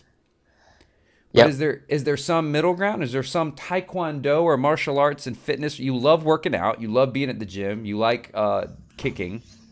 Is there some version? Is there something, some middle ground between all the things that you went to school for and all the things that you love? Is there some way to marry those two things? I don't know.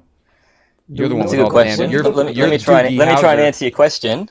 Let me try and answer your question. What do you want to do? Yeah. Maybe half and half. Maybe find some kind of part-time job in research, that sort of thing that I want to do, and start something up in martial arts one day. Yeah. There's your answer. Yeah, you're the What's smart guy. your degree in?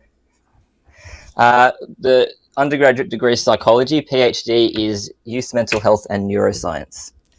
Oh, you could do a lot there. Why don't you study how taekwondo helps young people recover from traumatic? You know what I mean? You see where I'm going?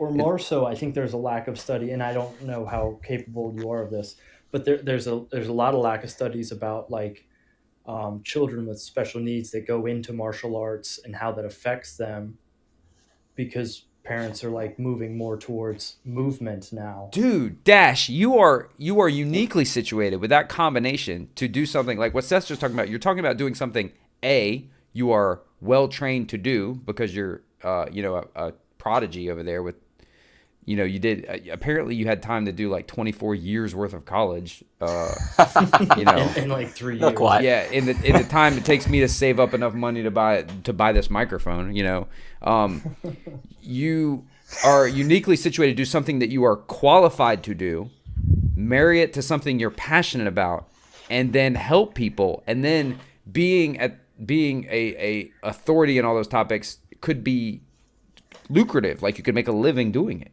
Mm-hmm. And you're doing something Yeah, awesome, fun, righteous, needed, helpful, Movement. something you're passionate about. Dude, what don't you want to do? Because literally, the world is your oyster. Well, your world, your dusty, upside-down world is your oyster. Dash, I'd imagine you have to do a bunch of case studies and whatnot right now. Yeah, for sure.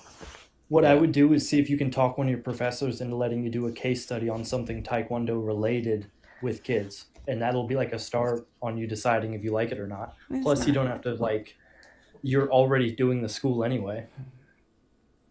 Look, you guys are onto something great. And it's funny, I'm just thinking here, guy sits on the same floor as me. Right now, he's doing his PhD in surf therapy for people with PTSD. So he gets them out there on the water, 10-week course sort of thing. Yeah, you just go. You work with him. You work with him, and it's the same thing. He's already put in work. You know what I mean? You just piggyback off his research. Yeah, well, obviously, exactly. But it's activity. So he's doing surf therapy, but Taekwondo martial art. I mean, It sucks that same it's thing. Taekwondo. It would be Obviously better if better, it was but something cool like wrestling or boxing. But for sure, for sure. I'm with you. It's all right. It's 10 years in, and I'm with you. Sam S in the chat says, "OMG, that's the most Australian job I've heard in my life." Yeah, Surf therapy. doing therapy Yeah, for it kids is. on a surfboard. Surf therapy. Yeah, surf therapy. Have an overwhelming fear of sharks. Surf therapy. It sounds ridiculous, but it apparently works. It works great. Yeah, They're learning mental health. I mean, traditional people just want to sit you down and talk to you. Mm-hmm. But getting outside, being active, all those sorts of things, they work. Well, you don't know who I am, so I'm going to say it. They work better. Yeah. I'll make the controversial statement. Yeah, no, I agree. It's better for people. Get outside, be active, be healthy. Don't eat rubbish. Dude, before you're 30, you need to be at the forefront of this. Basically, you're going to create an industry and create a thing. You know what I mean? Or at least trailblaze it and pioneer it. You know. Mm-hmm. Well, sounds like a plan. It is a plan. Now get to work, man. We'll talk to you later. Thanks, Mike. Appreciate it. All right. Let's bring in. Dude, you guys got to think about when you pick these screen names. I have a bunch of little screen names dancing over in front of me. Poopy Pants Aaron. I don't want to. Let's click Poopy Pants Aaron. Poopy Pants Aaron is live. We're in the second half anyway. What's up, Poopy Pants? Hello. I'm doing great. I can't believe I'm on here. Can you guys hear me? Oh yeah. Yeah. Awesome. Wow, I feel like I'm on national television or something. You're it's not. Crazy. You're not. You're on a YouTube channel. There's 139 people listening. Awesome. Now 10,000 people are probably going to watch it tomorrow, so say something good. But Oh, all right. Cool. Well, I hope everybody's doing well. How's it going with the virus and stuff in your guys' nobody cares area? about that. Nobody cares about All right, that. cool. Get on topic. So now that we got the formalities out of the way, I'll tell you a little bit about myself. Great. I was dying to find out. All right, cool. That's why I called in. I've basically been training on and off for about a year now. Oh, wow. In jiu-jitsu. Yeah. You're and really good. I'm a white belt, so that's pretty high up. Yeah. And I think you have a stripe. Do you have a stripe on your belt? No, I haven't been in long enough to get a stripe, and I've been like, all right. So basically, this is what happened. Okay. So I started training, and in January, I was like, you know what? It's 2020. It's a new year. It's a new decade.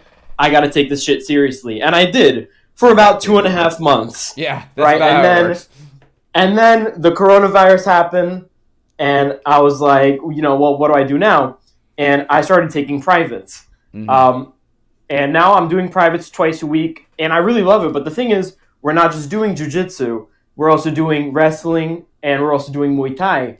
And I love it. I love all of it, especially wrestling. I mean, I only pretty recently started wrestling, and it is like the hardest thing I've ever done. But I really love it, and it could be a little bit confusing for me because I only train twice a week over there, and then I started training 3 times a week, just weightlifting Dude, I'm going to be honest get with bigger. you. Go ahead. I'm fucking lost, man. You fucking lost me, dude. I'm so sorry. Where are we going? Basically, I feel like I know this who you this are better though. Thank you. So basically, what I'm trying to figure out is how do I better optimize my time to get to where I want to be a better fighter, to be a better martial artist, and ultimately just to be a better person. Am I wasting my time trying to mix Muay Thai and wrestling and jiu-jitsu all at once, or should I try and be like, oh, let me get my blue belt in jiu-jitsu first, or let me have a perfect jab? Why are you training? What do you want? I want to challenge myself, and I want to do something that nobody thought that I could do, not even myself. Do you want to be a fighter? Not a professional fighter, but I would love to, You'd like to have maybe a in the fight. future. Yeah, I still think, I obviously need a lot of training, Okay. like at All right, least. all right, I got it. It's easy. If sorry. you don't think that you are going to be a professional fighter, It doesn't much matter what you train in. Mm. I want you to have a good time at training, and I want you to go. I want you to learn things that are important so you can be good at defending yourself. You should train really hard.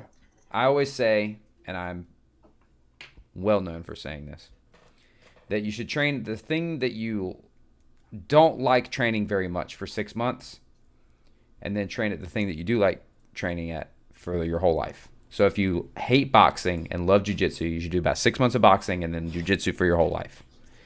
As far as training a bunch of stuff at once, it is kind of hard to get really, really good at any one thing while you're doing that. Mm. But what are we training for? If it's not to fight someone who fights for a living in 6 months, then it doesn't really much matter. Now if you, the truth is, and Seth, I'll let you tell me what you think. If you want to get really good at jiu-jitsu, you do need to focus on just that. Doing it once a week or twice a week while you're also trying to remember some boxing shit and some Muay Thai shit. If you go to most MMA schools, they tell you just come to everything. Come to everything, come to everything, come to everything. Your growth would be slower if you train for 2 years at everything and another guy trains for 2 years and he does 6 months of jiu-jitsu, 6 months of wrestling, 6 months of boxing, 6 months of Muay Thai. That guy's going to be better, I think. Seth, what do you think?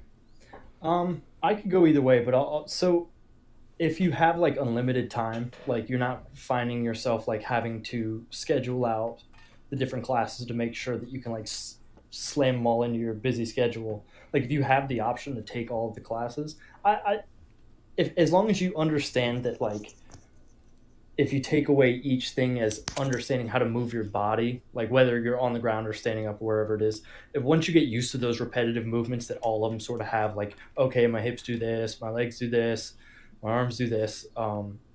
I think after a while you'll start to get the hang of it. And if you're not stressed right now taking all of them, like if you're just enjoying it and you're like second guessing whether or not you're doing the right thing, then I wouldn't worry about it. Yeah. Yeah, I mean, right now I have a very flexible schedule just because I work from home. I have an online business that I run, and aside from that, I mean, I have my two trainings that I do with. I mean, I have a private coach that I train at his home You don't gym. sleep a lot, do you?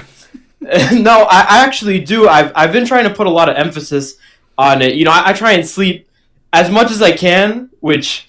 I try and sleep at least 7 hours, especially just because, I mean, I try to at least, I mean, aside from running the business, and I also started, I mean, just recently, I started weightlifting with a personal trainer as well, 3 times a week. Mm-hmm. And it's, I mean, that's I kind of, go ahead. Well, that sort of was going to be my next question as far as your fitness level and everything. That changes things considerably because if you're weight training with a personal trainer 3 times a week, he probably has started talking to you about, he probably would like for you to be recovered, which means he doesn't want you to do too much on your days in between, I'm guessing. That's what I would tell you if you were my client. I mean, go ahead. Does he train you like knowing that you do those other classes? Like, do you use that as a supplement, or do you treat them like 2 very different things?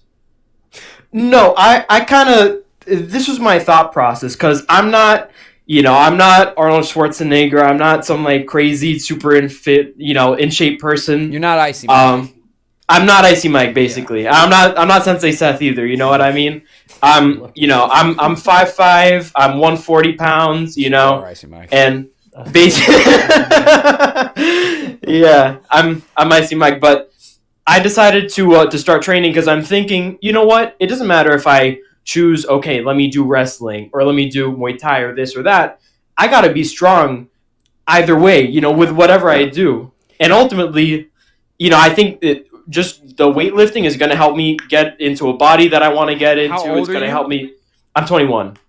Okay, so the rules for you are different than the rules for me. Any older guys listening, this is not the advice for you. The advice for older guys would be, I was fixing to say, if you're weightlifting 3 times a week, you can train one martial art 2 times a week.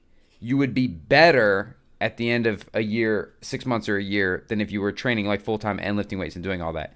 You at 21, you are able to recover a little bit better. You need to sleep and you need to eat.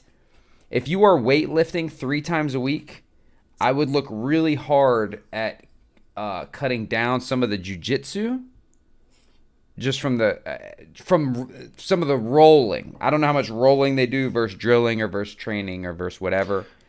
The rolling is going to stunt your recovery. You are on the right track as far as thinking that because you're a little tiny little half of a person like me. Thank you.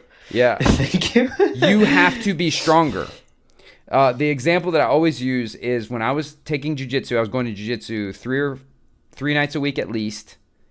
I sucked. I was getting my ass kicked. I was getting beat up and smashed and rolled up into a ball and dribbled up and down the mats like it was a basketball court. I got herniated disc in my neck. I had surgery. I took a year off from jiu-jitsu. I didn't let a human being touch me for a year. Oh my God. Yeah. All I did was power lift 3 times a week and hit the bag twice a week. That's all I did for a year. Didn't roll, didn't drill, didn't even watch jiu-jitsu because I didn't care about it. That's the thing. Since I don't mean to cut you off. You I'm did. sorry. You didn't mean to cut me off, but you did. Then Okay. I went back to jiu-jitsu. Now, the strongest I'd ever been in my life just from weightlifting, right?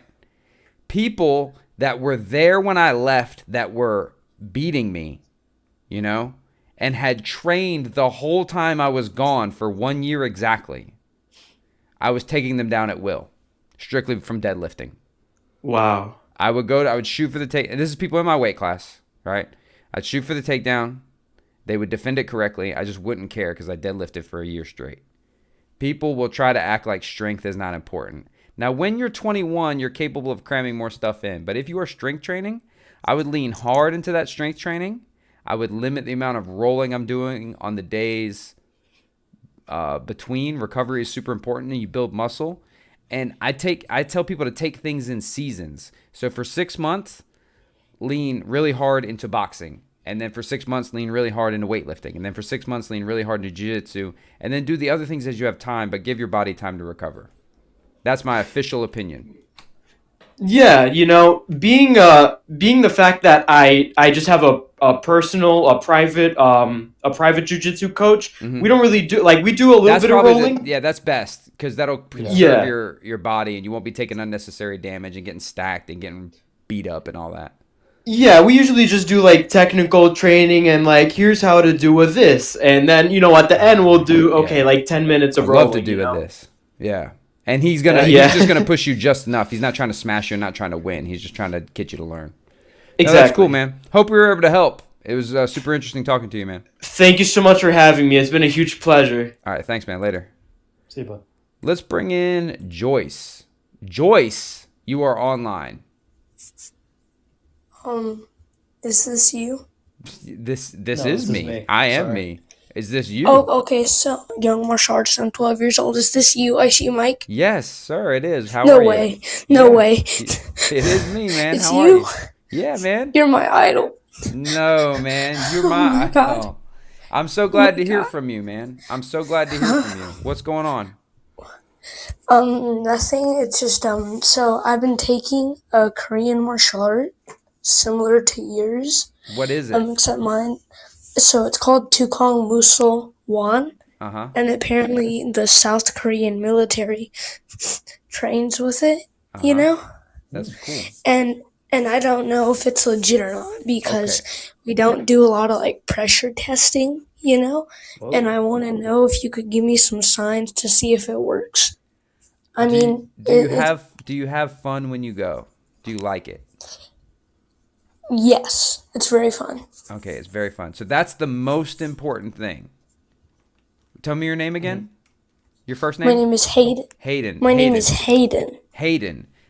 If it's Yes, fun, H-A- if it's fun, that's the most important thing. That's the number one. So don't worry too much about can you beat everybody up or can you fight off 20 dudes with it, and I think it's awesome that you're curious about pressure testing, about knowing whether your martial art is quote unquote legit, right? But if it's fun and you like going, that's the most important part.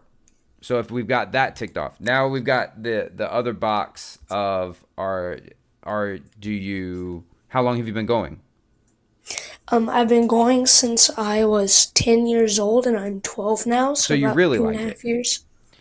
Now, Yes. now here's what I found, and I took Kuk Sulwan, and in my experience, Kuk Sulwan was not that legit. But here's the good news: is when I started learning boxing and kickboxing and Muay Thai and Jiu-Jitsu and wrestling, I started learning those other things. There was lots of little things I knew from my martial art that the guys who only did the stuff that is commonly used in MMA, it's things they didn't know about. I kind of wish that I had done boxing and wrestling, to be honest. But it wasn't a total waste of time, even though it wasn't that legit. And I don't know whether what you do is legit or not. If you want to know how to, I think you having fun at it is more important than it being legit when you're 12. Mm-hmm. And unless people are attacking you all the time. Are there ninjas attacking you all the time? No. Okay. Do you fight? Does your family send you into underground fighting rings so that you can win money to feed them?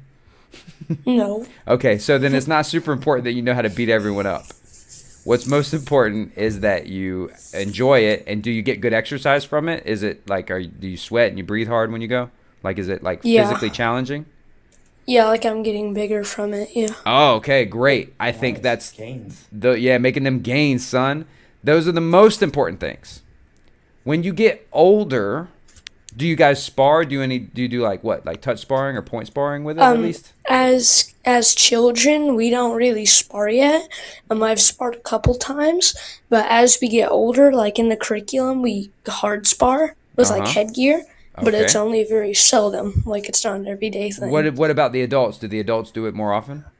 Yes, the adults, they pretty much let them fight in headgear. You know. Okay, then it's hard to fake that. Yeah, it's possible, but it's hard to fake that. And it's and I've watched it too. Like, go ahead. Yeah, I've straight up like they pretty much just let them fist fight for like 2 minutes straight. Wow, so. There you go. So it's hard to fake that. Crap out of each other. Okay, it's good that they're waiting and not letting the kids do that because your brain has not fully developed yet. Yeah, those are two good signs right there, because one, they understand that sparring is important, and like you mentioned that you worried about there wasn't enough pressure testing, but for you guys, there's not really a great way to pressure test without kids. 12-year-olds take way less pressure to go snap than adults do. Wait a minute, hold on. Mm-hmm. On the other guy, is that Sensei Seth? That is Sensei Seth. No way. What's up? Sensei Seth and Icy Mike. Oh my god. Oh, I'm gonna cry about this in the morning. Never mind, you don't have to say. Anyway, but the main thing is, like, you don't have to worry about that kind of stuff right now. Like, I'm sure a lot of the people that you watch on YouTube, like me and Mike, talk about that kind of stuff. All the like time. Pressure testing and making sure your style's legit and making sure you're doing something that's useful for you. But like, I took karate. Mike took a different style that was, probably unknown of to this day. But when we talk about that stuff, that's for adults who say that they can fight people and they are trying to fight people and be fighters. Right. That's not for kids trying to get in better shape and learn and have fun. Mm-hmm. I have something to say real quick, guys. I hate to interrupt, but hold on. I just so you know, Mike. Wait, can I call you that? Yes, go ahead. Yes, sir, you can. All right. Seth. Yes. By the way, just so you know, 99% of your audience are all children under the age of 12. Like, just so you know. I hate to tell you, but you have very little. Only like like 2 adults I've seen on your channel have responded. Like that's all I've seen. Just saying, guys. Like all your audience is under 12. I'm sorry to tell you. Do you so think you might want to watch your language. Or are you going based off of their maturity level? Yeah, they all act like 12-year-olds.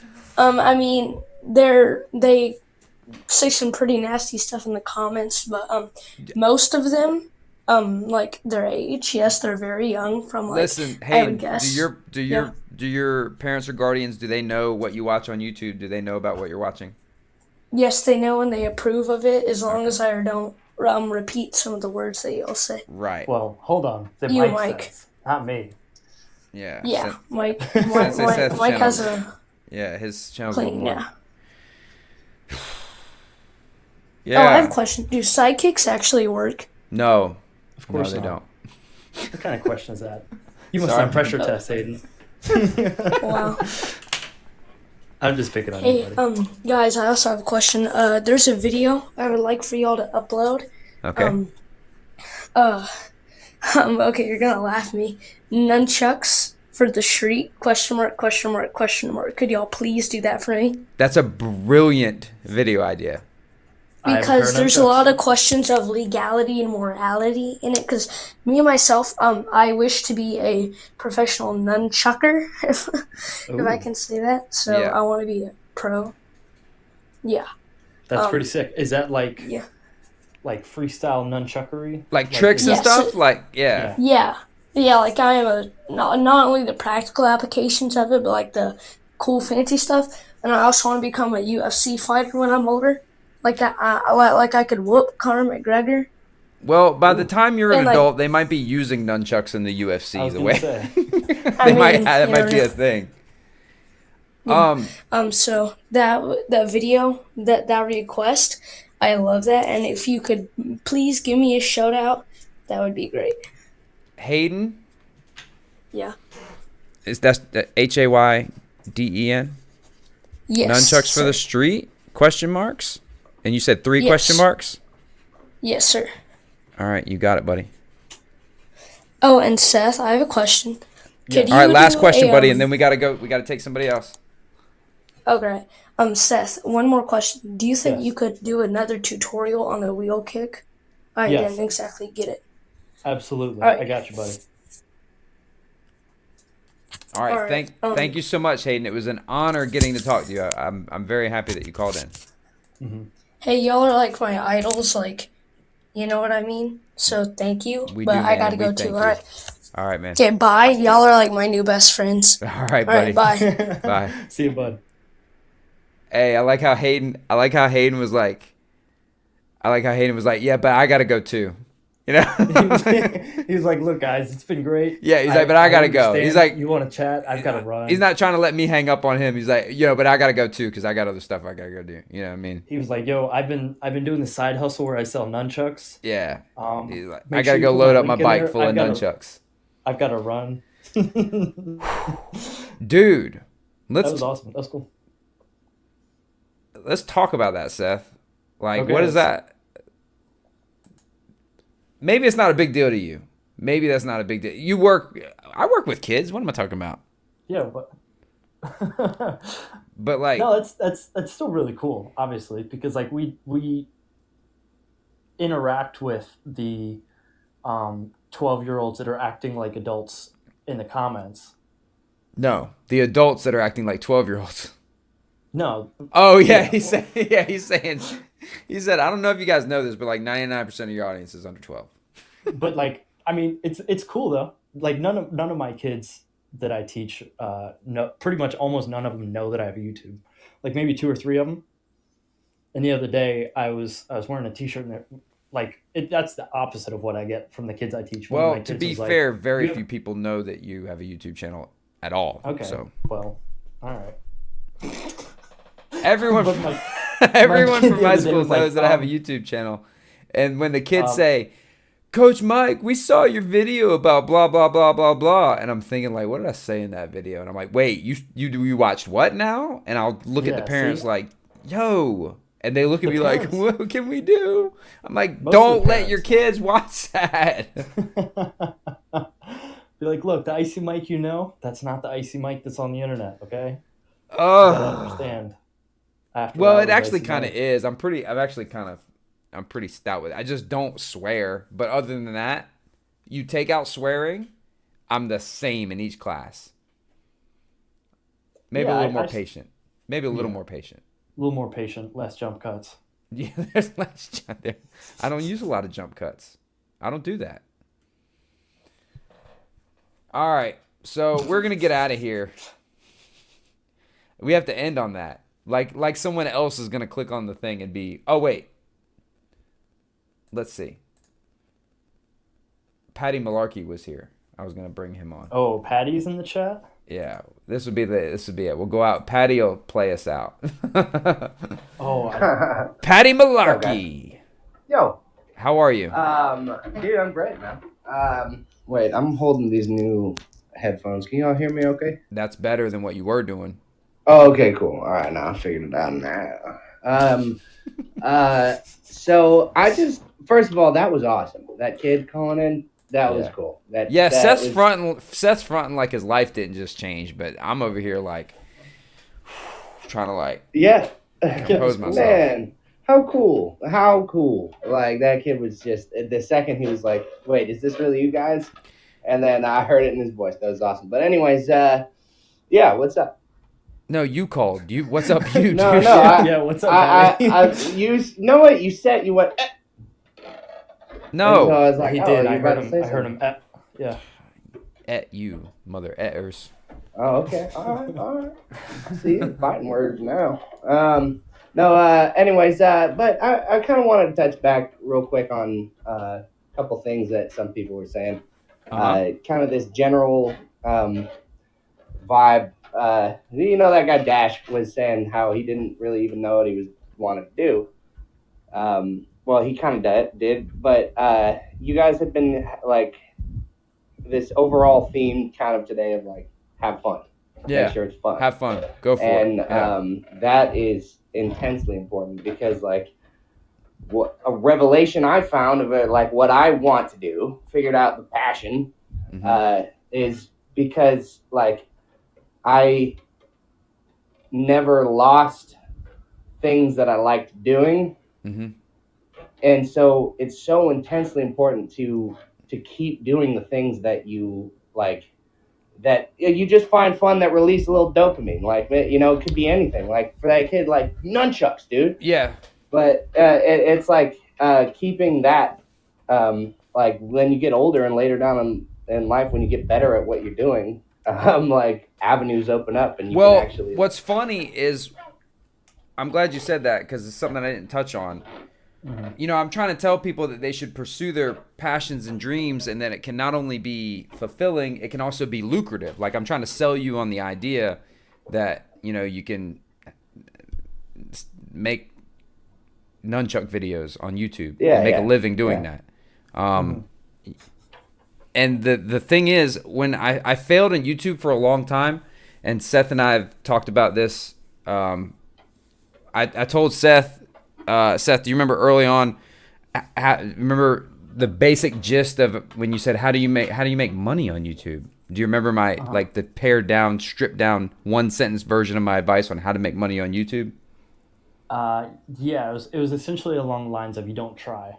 Right, you don't try to make money on YouTube.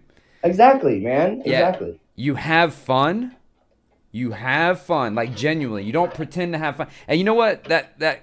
That advice kind of flies in the face of if you look at like the Logan Pauls and the FaZe clans and the stuff like that, where it's just like this cycle of like flexing and like, hey, we're YouTubers, so watch videos about us being YouTubers. If you really are super passionate about tacos or surfing or taekwondo or nunchucks or kempo, I can never remember which it is, Seth. It's an M, Mike. With an Kempo. Kempo.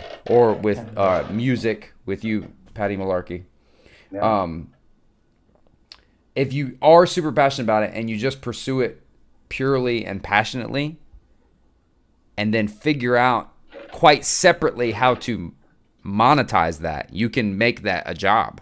If you try to make music that it will make money, it probably is not going to work unless you already are an expert at doing that. But if you make music and then you get in chat rooms or you get online or you talk to people or you do what Patty does and like reach out to YouTubers and make friends and make connections, and not for any ulterior motives, but just to have fun, doors open. People feel that. Right. People can tell that it's real and they'll support what you're doing. And I think one part that like people miss out on is when you have something that you do for fun and you do it for a while, you start to recognize like which points are missing and like where it needs. Yeah, you get good at it. What you get good at it, and you realize what things you can do to add to it that other people aren't.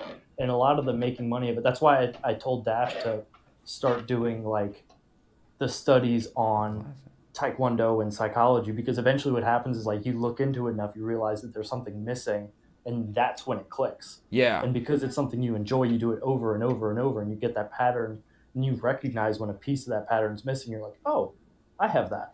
You can get good, and here's what's so crazy about our modern era when it comes to like pursuing your dreams and passions. You can get good at things that people don't even know you can be good or bad at.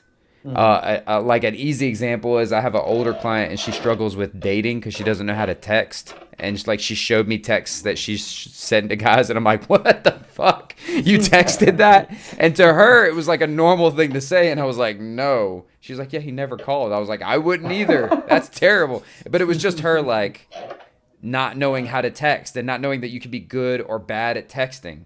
My my management guy, he sends emails to these companies and gets like awesome responses right away and gets exactly what he wants.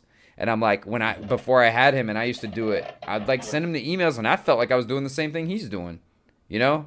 I'm like, why would I need a guy to do that? I do that. It never worked. But he's good at talking to people in emails.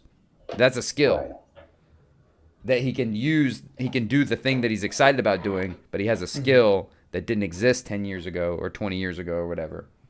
Yeah. And it's because he has fun talking to people, and that's the key is like have as much fun as possible doing something, and then later down the line, it could become a lucrative, profitable. Yeah, it's easy. It's probably easy for him. He probably would have done it. Yeah. It's like me holding pads for people. It's like the reason why when I started this making music, it just happened so quickly. Because I'd had years of just messing around. Dude, the first time we paid, I recently brought on a new guy on the channel, and the first time I paid him, he was like, what? I was like, yeah. He said, that was it. I was like, that was work, dude. You came to work today. He's like, I'd have done that for free. So if you're doing something that you would do for free, like you would make music for free. So when someone goes to pay you for it, you're like, oh, okay, that's cool. I would have done it. I feel very strange about it, actually. I'm glad you brought that up. I know you guys got to go, but the whole idea of taking money for it is scary to me because I don't want it to take away from the creative side of it, because I have fun doing my songs. I got you. And so, I don't know. No, my brother's trying to pay me, and I just told him because he's starting a YouTube channel, and I'm writing all his backing music. So and he wants to pay me, but I said, dude, we'll just trade services. Right, that's fine. That's still a form of payment. It's exchange of value. So about that, I do have something I can say about that, and we can go out on that. It was super hard for me to start accepting money for something I would do for people for free, and that I was passionate about, and then I got fulfillment out of it. You know what I mean? So if we were like training, I was doing kickboxing lessons in the garage. I loved doing that. I'd have done that all day long. You come over and hit pads and hit the bag, and so asking for money for something that is fulfilling to you is scary at first. It is tough. You don't know how to price yourself. You feel weird. But if you're good at it and they're getting value out of it, you deserve it. It does get easier, whether or not you're being pure about it, and whether or not you're doing like with sponsorships. I've turned down a lot of them. I said no to a lot of them. I said no to a lot of money. Yeah. Right. A lot of money I said no to. But long term, I think and I always say that being selfless is being selfish, because long term, I think that'll actually be even better for me. But whether or not you let it spoil you is up to you. But there is something to be said. It's like people that are in the I guess the adult film industry that don't want to do it for free anymore because they get paid to do it, Or if you move furniture, you don't want to help someone move if you get paid to do it. Was that a Drake line? I'm pretty sure that was a Drake line. Is it? It should be. I'm basically the same thing as Drake. I have as much swag. Yeah, definitely, as much definitely as much swag. as much cultural relevance as Drake. So I'm basically the same thing. Patty, Yeah, the way dance moves. I had to think about it was like payment was a way to filter, not importance, but like Right. it was a way to filter how much I was Managing doing a time. day. Yeah, and it puts them on the hook, and they have skin in the game. And I don't do what I don't. I always say I don't do this for the money, but I need the money to do it. Yeah, exactly. If like your brother is an amazing artist, right? Yeah. He's amazing. If he wasn't able to make a living doing art, he would be able to do less art, and then less people would get it. Less people would be Right. able to enjoy and experience his art if he had to do less of it, if he was working at Walmart and painting on the weekends. Same thing with a musician. You know, if you just are, I'm in it for the art. I'm in it because I'm passionate about it. That's why I work at a coffee shop for 60 hours a week and play my guitar for 2 hours a week. It's like, yeah, but less people get to hear you play guitar. Why don't you play guitar? Why don't you play covers to make some money and then work your originals in, and you're making more people happy and more people are experiencing your music? Yeah. There's a line, but that's up to the individual artist or creator or business person to decide where that line is for them. Okay. know? Yeah. But don't be afraid. Yeah, that's a really Don't be good afraid point. to know what you're and you'll. Don't be afraid to ask for what you're worth. Okay. All right. Yeah. Because and I guess just right now it's like instead of it being like a thing that I want to do, I'm scared that it would become a thing I needed to do. That's up to you. That's Yeah. totally up to you. I felt that too. I felt that like when I have to make a video. It's not a video I thought of, but it's like a video that somebody's paying for. I've Right, experienced that, and I'm like, that sucks. So then I just don't do it. Yeah. I just don't do it. Right. When the management sends me, hey, do you want to do this? I think if I can think up a cool video idea, and if I can think up a cool video idea, I say yes. And if I can't think up a cool video idea, I say, nah. Yeah. Okay. Cool. Yeah. You have a manager? Because Yes, I have a manager. well, cool, Yes, man. Seth, I have a manager. Dude, we didn't talk about this? No. Oh, man, I'm holding out on you. I'm holding out the secrets. Yeah, I have management. That's cool. Yeah. Dude, yeah. Okay, so I'm Seth, just gonna. Seth is like going to be like, what is it? I swore I told you about this, Seth. I don't know. It's working out really well for me. Other aspiring YouTubers, I recommend it. If you can find a good one, it works really well. We gotta go. We gotta go before we peel back too many layers of this onion and people see the All right. inside of it. Yeah, I've got to go look for managers. Yeah. Yeah. Thank you guys so much. Patty Malarkey, thank you so much. And thank you for that wonderful song. Oh yeah, of course. And I do have to take this one. We'll take this one. We got one more. I'm sorry, guys. This is about the kids. I'm doing it for the kids. What's up, bro? How are you? Doing good, doing good. Why aren't you in bed? I'm not tired. You're not tired. You need to get sleep. Sleep is how you become stronger. It's how your body heals and recovers from your training. Okay, I have a question. Okay. Why can't you be like the other kid? That's my question. Oh, you wrong for that. What's up, dude? What's your question? Why? When are you gonna do another like martial arts video on your YouTube channel? Oh, this astute little viewer has noticed that we've gone more to the self-defense weapons and less of the kickboxing and boxing stuff. Is that what you're saying? Yeah, and flashlights. Listen, dude. Hey. Sounds like he's got beef. Yeah, dude. This kid. The first time he called in, he was like, "Yo, hey, I'm a big, now he's acting like he. Hey. You're just like my son. You're getting too big for your britches. You think you own the place." You know what I mean? Would he really be a true fan, though? No, he's cool. He's cool. He's good people.